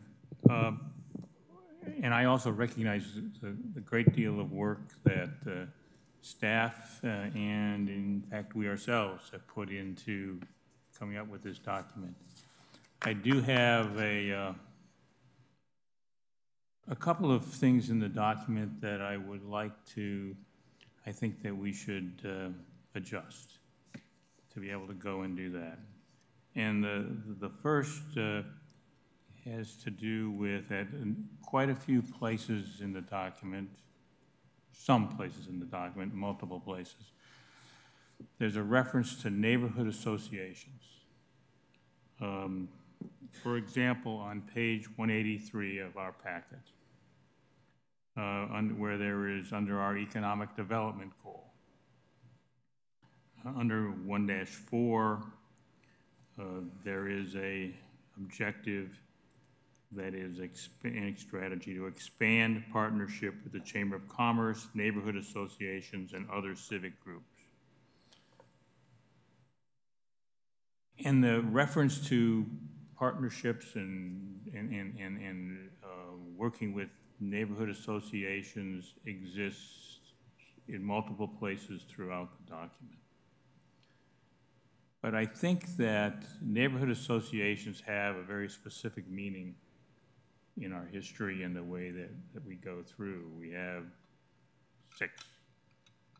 They align with police districts. Some are very active in things that we do with. Others are relatively inactive.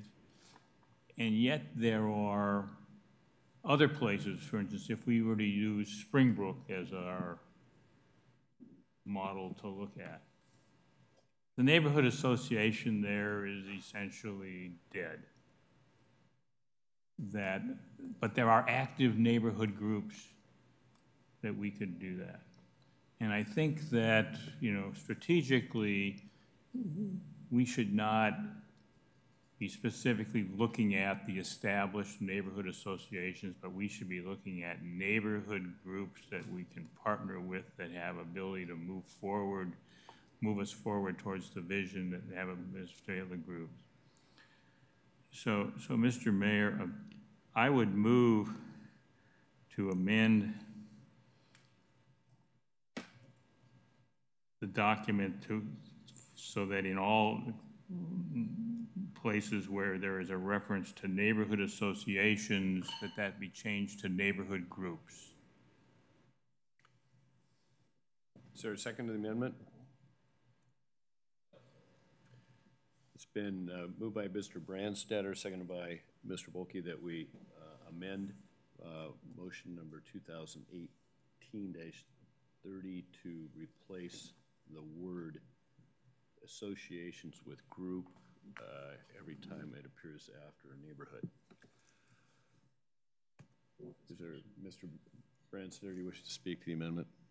And I will just speak that it's not intended to be limiting or to speak negatively with the established neighborhood associations, but to recognize that there are other groups within the community that represent citizens that we could make positive, build relationships with and have progress going forward. And I would want in this document, as we are speaking to staff and to the public, to say that we're not narrowly feeding that you have to go through your neighborhood association to really be an effective partner with the city.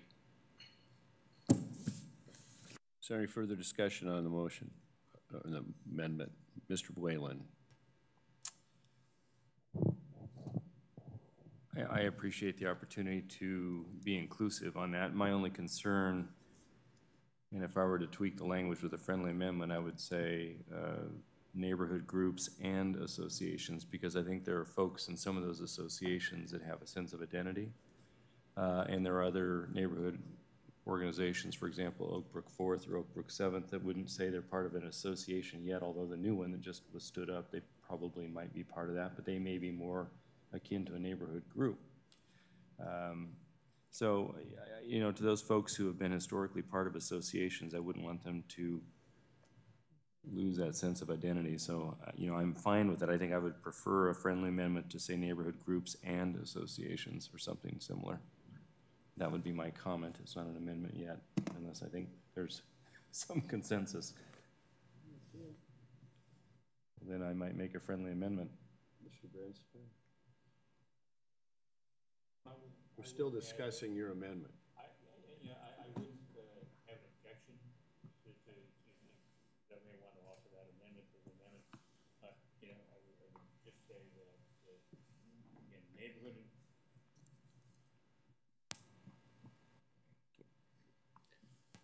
That you know, I just find that the word associations to be limiting, because it doesn't even in our history include everybody that calls themselves an association. It refers to the 6 groups that was established in the weed and seed process in our 6 police districts. And, you know, I have seen that there are effective groups, whether they be called associations or have different nonprofit names or whatever it is, that have, you know, are much more active to do that. I can, you know, we're moving forward on any one of a number of initiatives and have in the past that didn't come out of the associations. But if you're going to add an amendment to make a more expansive language, is kind of my intent anyway. So I'd be glad to support an amendment if the deputy mayor wanted to make it. Mr. Bolke.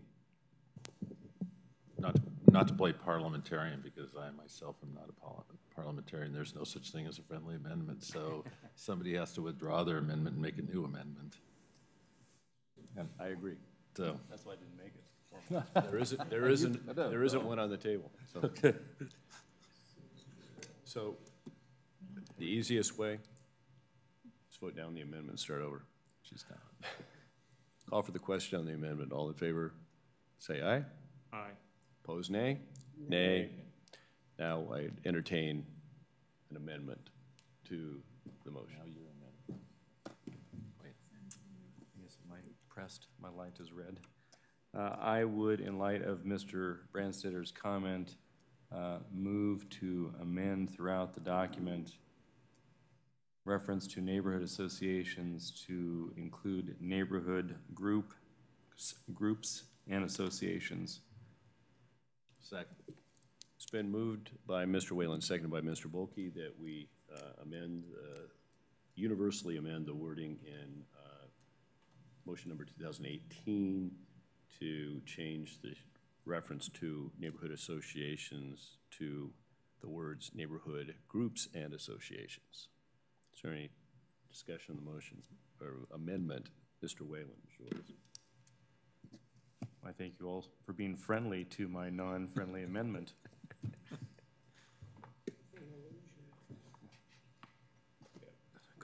Any further discussion? Call for a question on the amendment. All in favor, please signify by saying aye. Aye. Aye. Opposed, nay. The amendment passes. We now move to the amended motion number 2018-30. Is there any further discussion? Mr.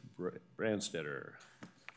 Thank you, Mr. Mayor. And I just would like to bring my colleagues' attentions to page 228. One of the key things that we wanted to accomplish as we were discussing our goals and priorities, you know, talked about metrics and dashboards and tracking indicators to be able to go through and do that.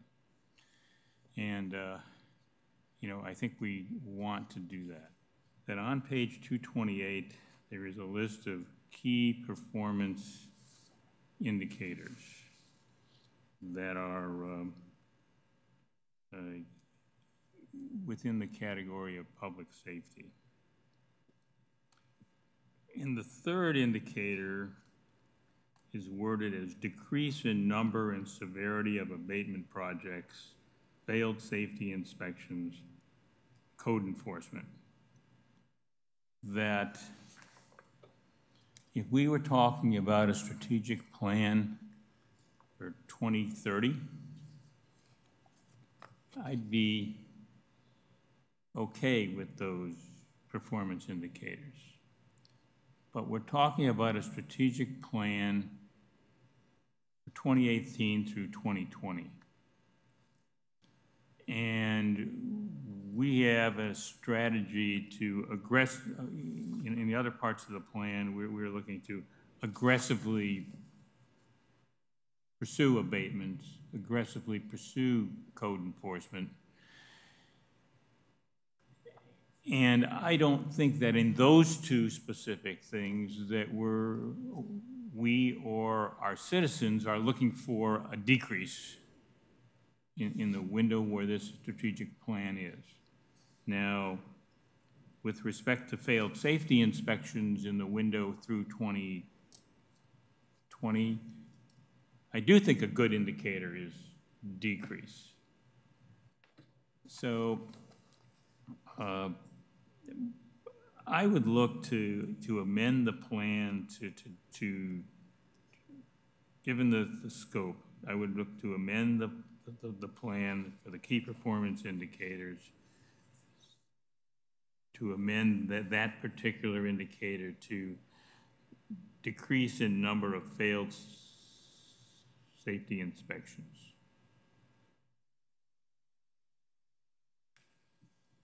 Is there a second? Second. Pardon?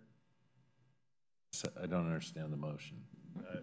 I'm on page. Mr. Branstadter. I'm on page. I get where it is. Are you asking to I'm on eliminate? page 228. Are you asking to eliminate that? I'm asking to amend the way that the key performance indicator is stated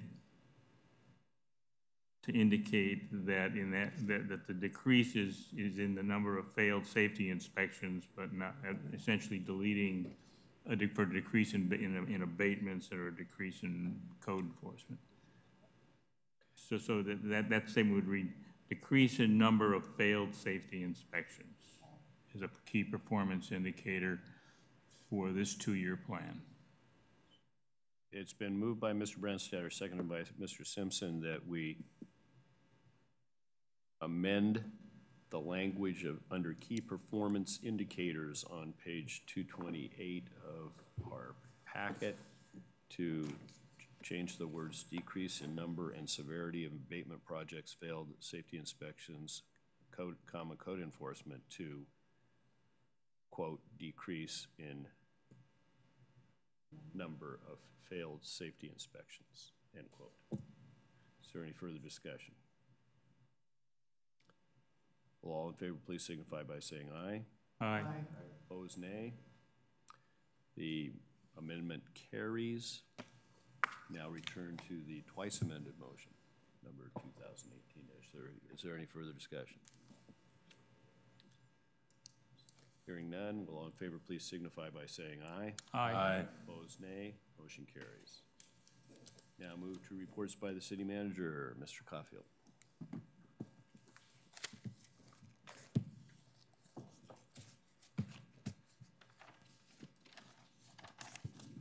Good evening, Mayor, Deputy Mayor, and council members. I too would just like to recognize Shannon Kelly Fong for her outstanding leadership in pulling all of this together and facilitating a couple of city council retreats and then working with our leadership team to pull this together. It was quite an amazing document, and quite frankly, a first for us, and certainly sets us on the right path as not only as we develop the 1920 biennial budget, but as we look out into the near and medium future as well. If I was thinking ahead, I would have brought her a box of dots. Thank you. A few updates I'd like to share with you this evening. The first is Pierce Transit is going to be moving forward with a significant number of improvements after 30 years after it opened at the 512 Park and Ride. They're going to be redoing the parking lot there, some concrete improvements, curbs, gutters. The shelters are going to all be done over, some improved lighting. And majority of that heavy work is going to begin next week on June 11th, which means that the facility is actually going to be closed for about 4 months. And Pierce Transit has identified alternative locations within Lakewood for folks to be able to park, and then the buses will go pick them up there, and they have that all available online for folks who do use Pierce Transit buses. One is at the Discount World parking lot right on Pacific Highway. Another at the Lakewood Transit Center, right over on the other side of our town center here. And then the back parking lot here at the Lakewood Town Center behind Target and Barnes & Noble bookstore. So they'll have that up and running next week. So as a follow-up to your Planning Commission meeting, your joint meeting with the Planning Commission last week, we did revise number of dates and meetings to provide more time, not just for the Planning Commission, but the council, so that process will extend into August. Of course, if the Planning Commission and the council needs more time, of course, that can be accommodated as well, but we just wanted to let you know that we've adjusted schedules accordingly there. The City of Lakewood has been working very closely with Pierce County and a number of other partners in forming a coalition to address, a lot of the concerns that we have with PSRC's Vision 2040. So to date, we've got about 11 signatories signed on to a letter, and we hope to garner support from a number of other cities and counties, particularly in the Pierce, Kitsap, and Snohomish County area, as including various stakeholder groups such as the Master Builders Association and the realtors and folks alike there. So we're hoping to have something, wrapped up here and pulled together in the next month or so, if not sooner. And again, the purpose there is for us, all interested parties, to speak as one voice regarding, some of the concerns and issues that we have with Vision 2040. WashDOT awarded a design-build contract for the I-5 JBLM corridor to replace the 2 interchanges in Lakewood at Norththorne Lane in Berkeley, as well as to expand the freeway from 3 lanes to 4 lanes all the way down to the Stillicum-DuPont interchange, and that work will get underway in the mid to latter part of this year. But the majority of the work will take about 2 years. WashDOT will be here at your June 18th regular meeting just to give you an update. However, I will provide you a link to their website that provides a status on the project and the project scope. Next up for Lakewood is they are still working with Sound Transit to negotiate the needed right-of-way to build the connector road that would connect from North Thorn Lane to Gravelly Lake Drive. So that work continues. Fort Steilacoom Park roadway project, so the asphalt paving will occur this week. Hopefully it'll all get done. If you haven't been out there, it's coming together quite nicely, and I think will certainly put a sparkle on that regional gem that we have. Likewise, the pavilion in the park project is moving forward, and the goal and objective there is that facility be open and operational for Summerfest on July 14th. And our partners, the Rotary Club of Lakewood, are doing a phenomenal job and stepping up and meeting their requirements, including having a number of work parties scheduled to do some in-kind services such as painting and things along those lines, and a bunch of landscaping and things along those lines. The sewer funds, I know I reported to you last week, I think it was last week or the week before, that for about a year or so we've been planning on using a small portion of those funds to drive sewers into Fort Steilacoom Park. So our new Public Works Engineering Director politely reminded me that the code does not allow that. It can only be used for sewer extension projects in the Tillicum and what was formerly known as the American Lake Gardens neighborhood, now Woodbrook. So we're going to go back and take a look at that and see what kind of changes that we can propose and bring back to this body, not just to allow for sewers to come into Fort Steilacoom Park, and it would serve the pavilion, it would serve a future barn renovation project. We have a maintenance facility out there, and then we also have a caretaker home. So more to come on that.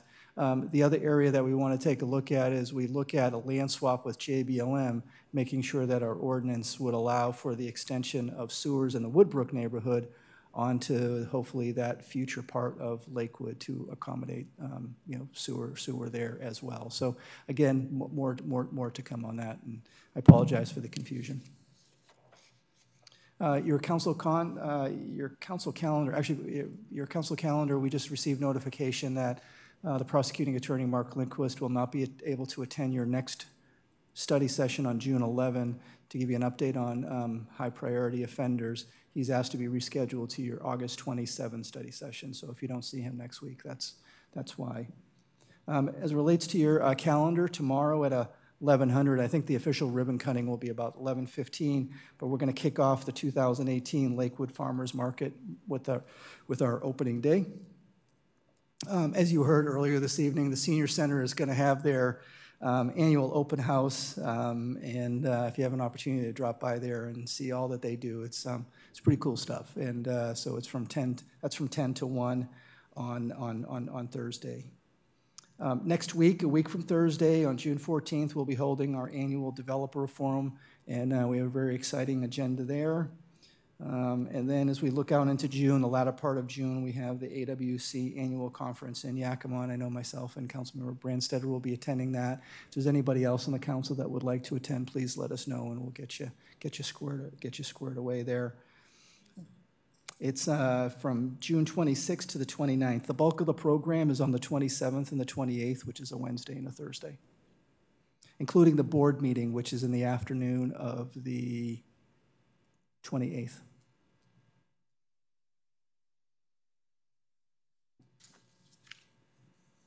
So with that, that's my report, Mayor. Any questions for the city manager?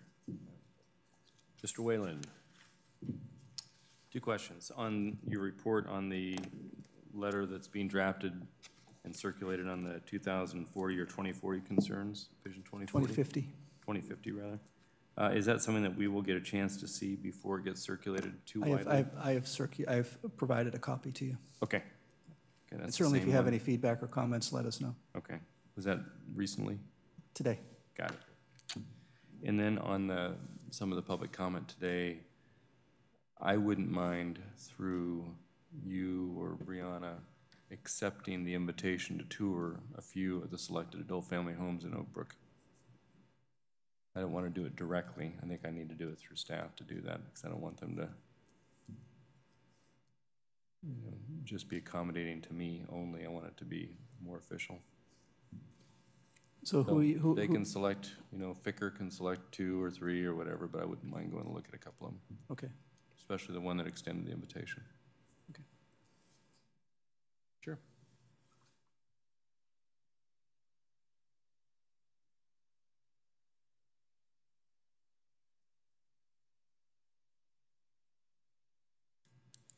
Any other questions? We'll move to council comments. Ms. Moss. Thank you, Mr. Mayor. In reference to the adult family homes, I think there's still I don't know how we can distill the difference between what we're trying to do and what some are perceiving our abilities to do. We are not trying to do the things that they feel like we're trying to do. If you're doing the right thing, it's not going to apply to you. So if there's a way that we can clarify that with the people that are concerned and misunderstanding, I would like to see that happen. However we can do that. On Saturday, I think the memorial service for our beloved Dr. Claudia Thomas was well done. I think the celebration was exactly what she would have appreciated, because that's the way she lived her life. Enjoyed families and friends getting together, so I think that was good. We will miss Alice, but Brianna, welcome. You're doing a good job. Thank you. And yesterday, I did the welcoming ceremony for the 2nd annual You Matter 5K/half marathon. And it was well done. It was a lot of fun. I think it's something that we would like to see continued, and I will be working to try to make that happen. And I just wanted to say the construction on Silicon Boulevard and Elmore, it looks absolutely wonderful. So it was a challenge, but it's paying off, so thanks. Mr. Bolking. Thank you, Mr. Mayor. Friday night, I went to the Nourish Food Bank annual auction. It was at the Bicentennial Pavilion. They do a lot of work here. They actually supply the food bank here over on Silicon Boulevard, right where the construction is. That's one of theirs. They also have a mobile food bank that they indicated that that also comes through Lakewood, although I didn't get a chance to speak to anybody as to where it might go. And then Dr. Thomas's memorial services was very nice, and I would agree with Councilmember Moss that they painted the lines today. So it looks nice, and it's a little bit different arrangement, but it works. At least, it did when I came here tonight. So, and I'm looking forward to the lights being put in, because then we'll have the dual turn lane that I'm looking forward to coming off Ardmore. So, good progress on that. I went through but I'm already getting questions from the Youth Council, by the way, to show you how concerned they are about things. How long is it going to take to do that Gravelly Lake project? And I said, well, I drove through there yesterday, and I'm guessing a long time. So the good news is it's summertime, and they'll hopefully get a lot of work in. So, You think you get the questions? I'm getting those questions. Mr. Brandstetter. Thank you, Mr. Mayor. I would echo the comments that Dr. Thomas would have been very approving and happy with the event on Saturday, to be able to go and do that. Something that was focused on the positive, was not overly officious, and I think was entirely suitable. I did attend the Flood Control Zone District Advisory Committee, and there we received a briefing from the ranking civilian in the Seattle district of the Corps of Engineers, and he was there, and he informed us that the cost benefit of the cost to do a major flood control series of projects in the Puyallup watershed benefit ratio didn't meet the criteria for the Corps of Engineers. To follow through with that, which meant that there is going to be significantly less funding available to assist Pierce County to be able to move forward and do some of those projects that are there, because they all now have to be disaggregated and become standalone projects, and it's a problem. That, you know,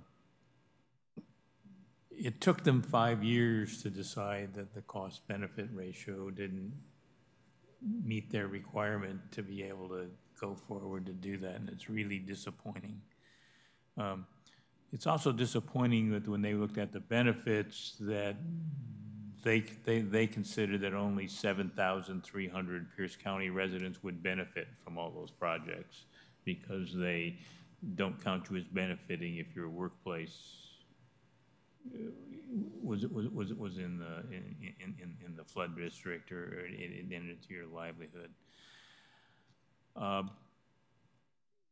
This is now going to be a challenge for the County Council and the Board of Supervisors of the Flood Control Zone District as they look to decide now how aggressively do you want to pursue flood control work, and is what they decide going to require a change in how the supporting tax revenue for the district is collected, and the rate. And you know, there are two issues. There are the rate, and there is the will there be disparate rates by riverine divisions of water inventory resource areas. You know, of which we are in the Chambers Clover Creek. There's a separate one over on the other side of the Narrows, and then there is one that involves the Nisqually River, and then the system of rivers that are in the Puyallup watershed. And the Nisqually has some major projects on the flood control plan of development, and but the 90% of that work is needed in the Puyallup watershed. Indications in the near term are that the Board of Supervisors is not going to look at making any changes for 2019, but that beyond that, when they'll be able to be strategically digest this Corps of Engineers decision, there are going to be discussions around that, and for us that may well mean that there's a position on that we may need to take when we get around to crafting our county council legislative agenda. That's all I have, Mr. Mayor. Ms. Barth. Thank you, Mr. Mayor. I too would like to just add my comments about Dr. Thomas's celebration of life. I think that's truly what it was, a celebration of her life, and it was kind of fun to hear some of the stories and the laughter and just revisit that. So she was quite a lady. She used to sit in this spot. I know I don't bring candy, and I'm sorry. What can I say? Yeah, that's right. I share with Jason. Also, I would like to say that we will miss Miss Alice, but congratulations, Brianna, and welcome. You'll do a good job every Monday night now. And one of the comments that was made tonight about the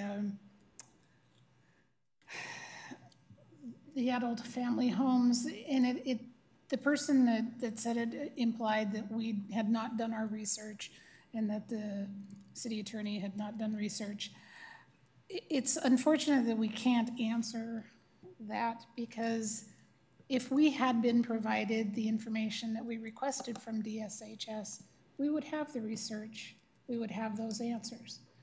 It's pretty hard to do when they tie your hands behind your back and they don't provide you with the information. And so I agree with Ms. Moss. It would be nice to be able to kind of, you know, give our side of it.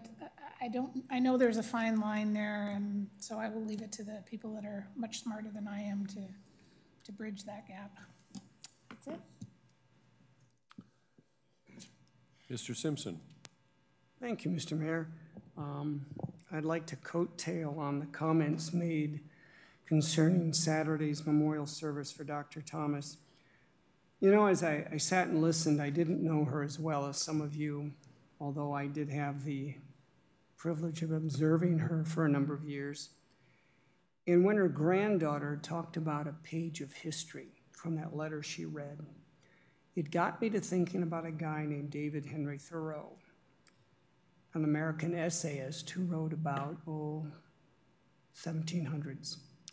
And in one of his essays, he talked about how we live our lives in quiet desperation. And I thought, he never met Claudia Thomas.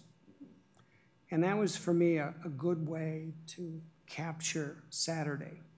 There's another thing that I'd like to know, and this might speak to Councilmember Barr's lack of candy. If we could get our hands on that recipe for biscuits, I would like to see that here. And I'm sure Mr. Whalen would appreciate it very much. The other thing I'd like to conclude with is I noticed that there's some darn good road work that's been done also on Hipkins. And so the people down there have let me know very clearly they appreciate that very much. So Hipkins is looking good. When you take that left turn off of Stillicum, you go down Hipkins past the Jack in the Box. Smooth. Thank you very much. Yeah. Mr. Whalen. Well, thank you very much. I echo the sentiments at Claudia Thomas's service. It was very uplifting and apropos to how she approached life, you know, unity and community. The thing I remember fondly about Claudia is that she not only was a tremendous public servant, but she was a tremendous mentor and support person for many of us. And it is representative of, I think, our own duty to someday fill our seats with people who have the desire, the heart, and the capacity to serve in this capacity. And that, to me, is what Claudia was for me. She was a mentor and a supporter when I was looking to throw my hat in the ring and serve as a public servant. And I'll never forget that.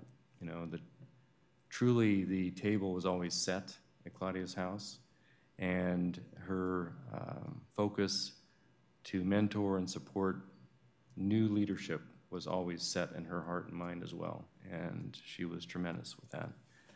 As for Andy Gernon, former council member Andy Gernon, she was absolutely hilarious. I told her she's got to stick around for my funeral so she can speak at it. She was tremendous, and it is another, I guess, testimony to the great collaboration that Claudia facilitated with so many members in the community, as well as her compatriots on the council. Coming up this week, we've got the farmers market, of course, tomorrow. I'll try to be there for that, for the grand opening. We have the community engagement leadership team at the Clover Park School District tomorrow night. The difference tomorrow is that we will be interviewing or having an engaged conversation with a panel of folks who are actually in the trenches doing the fine work in supporting students in both mentorship and other capacities, and we're going to ask them about the gaps that they see that exist in our community and how we can perhaps better support students and their families. And so it'll be a very interesting, hopefully deep conversation. I'll bring back to you what I gleaned from that, so it should be good. Tillicum Neighborhood Association meeting I have on Thursday night. I believe I will be able to get there. I do have another earlier meeting that day, but if I have a conflict, does anyone else plan to be there as well, just in case? So I'll probably have to make it there. I'll try to do that. The parks look great. I was out at Fort Stillicum this weekend, looked at the pavilion. It's coming out of the ground. They're doing quite well. They're on task and on target again. The roadway construction looks fabulous, so the park is going to be a gem yet again for the summer. And then finally, just on the public hearing tonight, I think, you know, from my perspective, I was appreciative of all the voices. I think it was fairly well balanced. It is helpful to us to have these public hearings. As indicated, I'm going to take the invitation to go take a look at a couple of them. I'm always concerned as a lawyer litigator myself that we be careful to not overpromise and underdeliver what the community thinks we can do with this moratorium. Most of the Oak Brook comments, while well placed, were focused on the concerns about density and changing neighborhood conditions. That's a challenge for us as a city to impact, because it really is going to take, I think, a state legislative solution. So hopefully an outcome of all this that we're doing will force that to finally happen. But a moratorium by itself won't make that happen. I think we have to be really clear about what we can and can't do and what we're trying to do nonetheless. So with that, I'm done. Well, I'm going to start and finish with Claudia. I, too, thought that the memorial tribute was most fitting. She planned it. and so it truly reflected her character. The thing that occurred to me, especially when her son Brian spoke at the end, was that, you know, spending a substantial part of her adult life as a military spouse and then being in education, she reminded me of the retired colonels and command sergeant majors that we know that always keep serving soldiers. And her commitment to youth and her service to youth and that mentorship that was mentioned never stopped. She wasn't getting paid anymore, but she continued that service for 25, 30 years at a very high level. And I think that's the thing I probably value most of her legacy, is that example of service.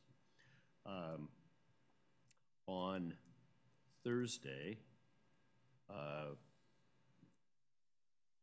Mary Dodsworth and I met with Helen McGovern and Sarah Morris of the Beecher Foundation regarding their efforts to have essentially the beta test of their food education and family program operate here, concentrated on Clover Park, Tyee, and the Tailor, the Springbrook neighborhood.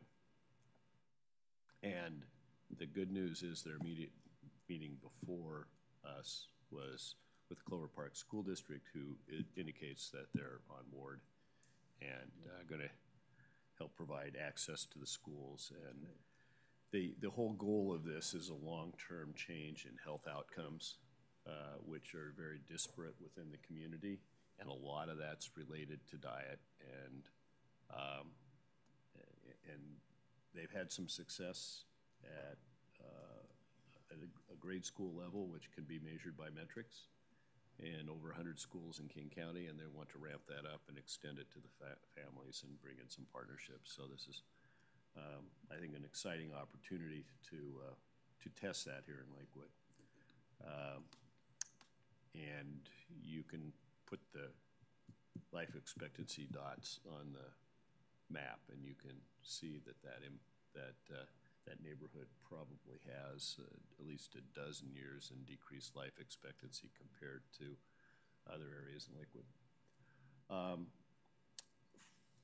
We honored Alice on Friday and Claudia on Saturday. Actually at the reception afterwards, I was talking with Michelle Johnson from Pierce College, and what may not be news to you, but was news to me, that Pierce College Fort Steilacoom campus was named as one of 10 finalists for the 2019 Aspen Prize for Community College Excellence, one of 10 in the country. And that is a prize backed by the Joyce Foundation, the Kresge Foundation, the Siemens Foundation, all heavyweights in the philanthropy world. based on student learning, certificate and degree completion, employment earnings rates after graduation, and access and success for minority and low-income students. And they are competing over the next number of months for a $1 million prize. Wow. And there are some runner-up things, but we, of course, would certainly like to have the #1 community college in the country recognized here in our backyard. I don't think, you know, our chances didn't improve when Mr. Simpson retired. Maybe they did. Maybe they did. Yeah, the data's from his tenure. Yeah. Of course, farmers markets starting up again tomorrow. I'm looking forward to being there for the opening of that. My wife and I did an extensive ground-based on-foot review of the progress at Fort Steilacoom Park, and we're very impressed with not only the ongoing improvements, but the improvements from the last number of months that are now being used, and the extent to which people are enjoying that. And to end with Claudia, if we can get the biscuit recipe and have the family's permission, I think we should post it on the website as a tribute to her. But only with permission. They didn't seem to be very secretive about it. And it's really how you need them, not what goes into them. It's the love that comes out of the hands. So is there anything further come before the council? If no, Mayor. And we're adjourned.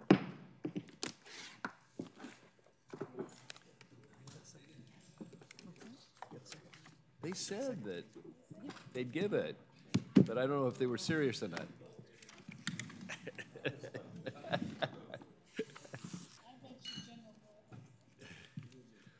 Yeah, it's Karen. Yeah. And the candy was stale. But it sounded. Yes, you are here.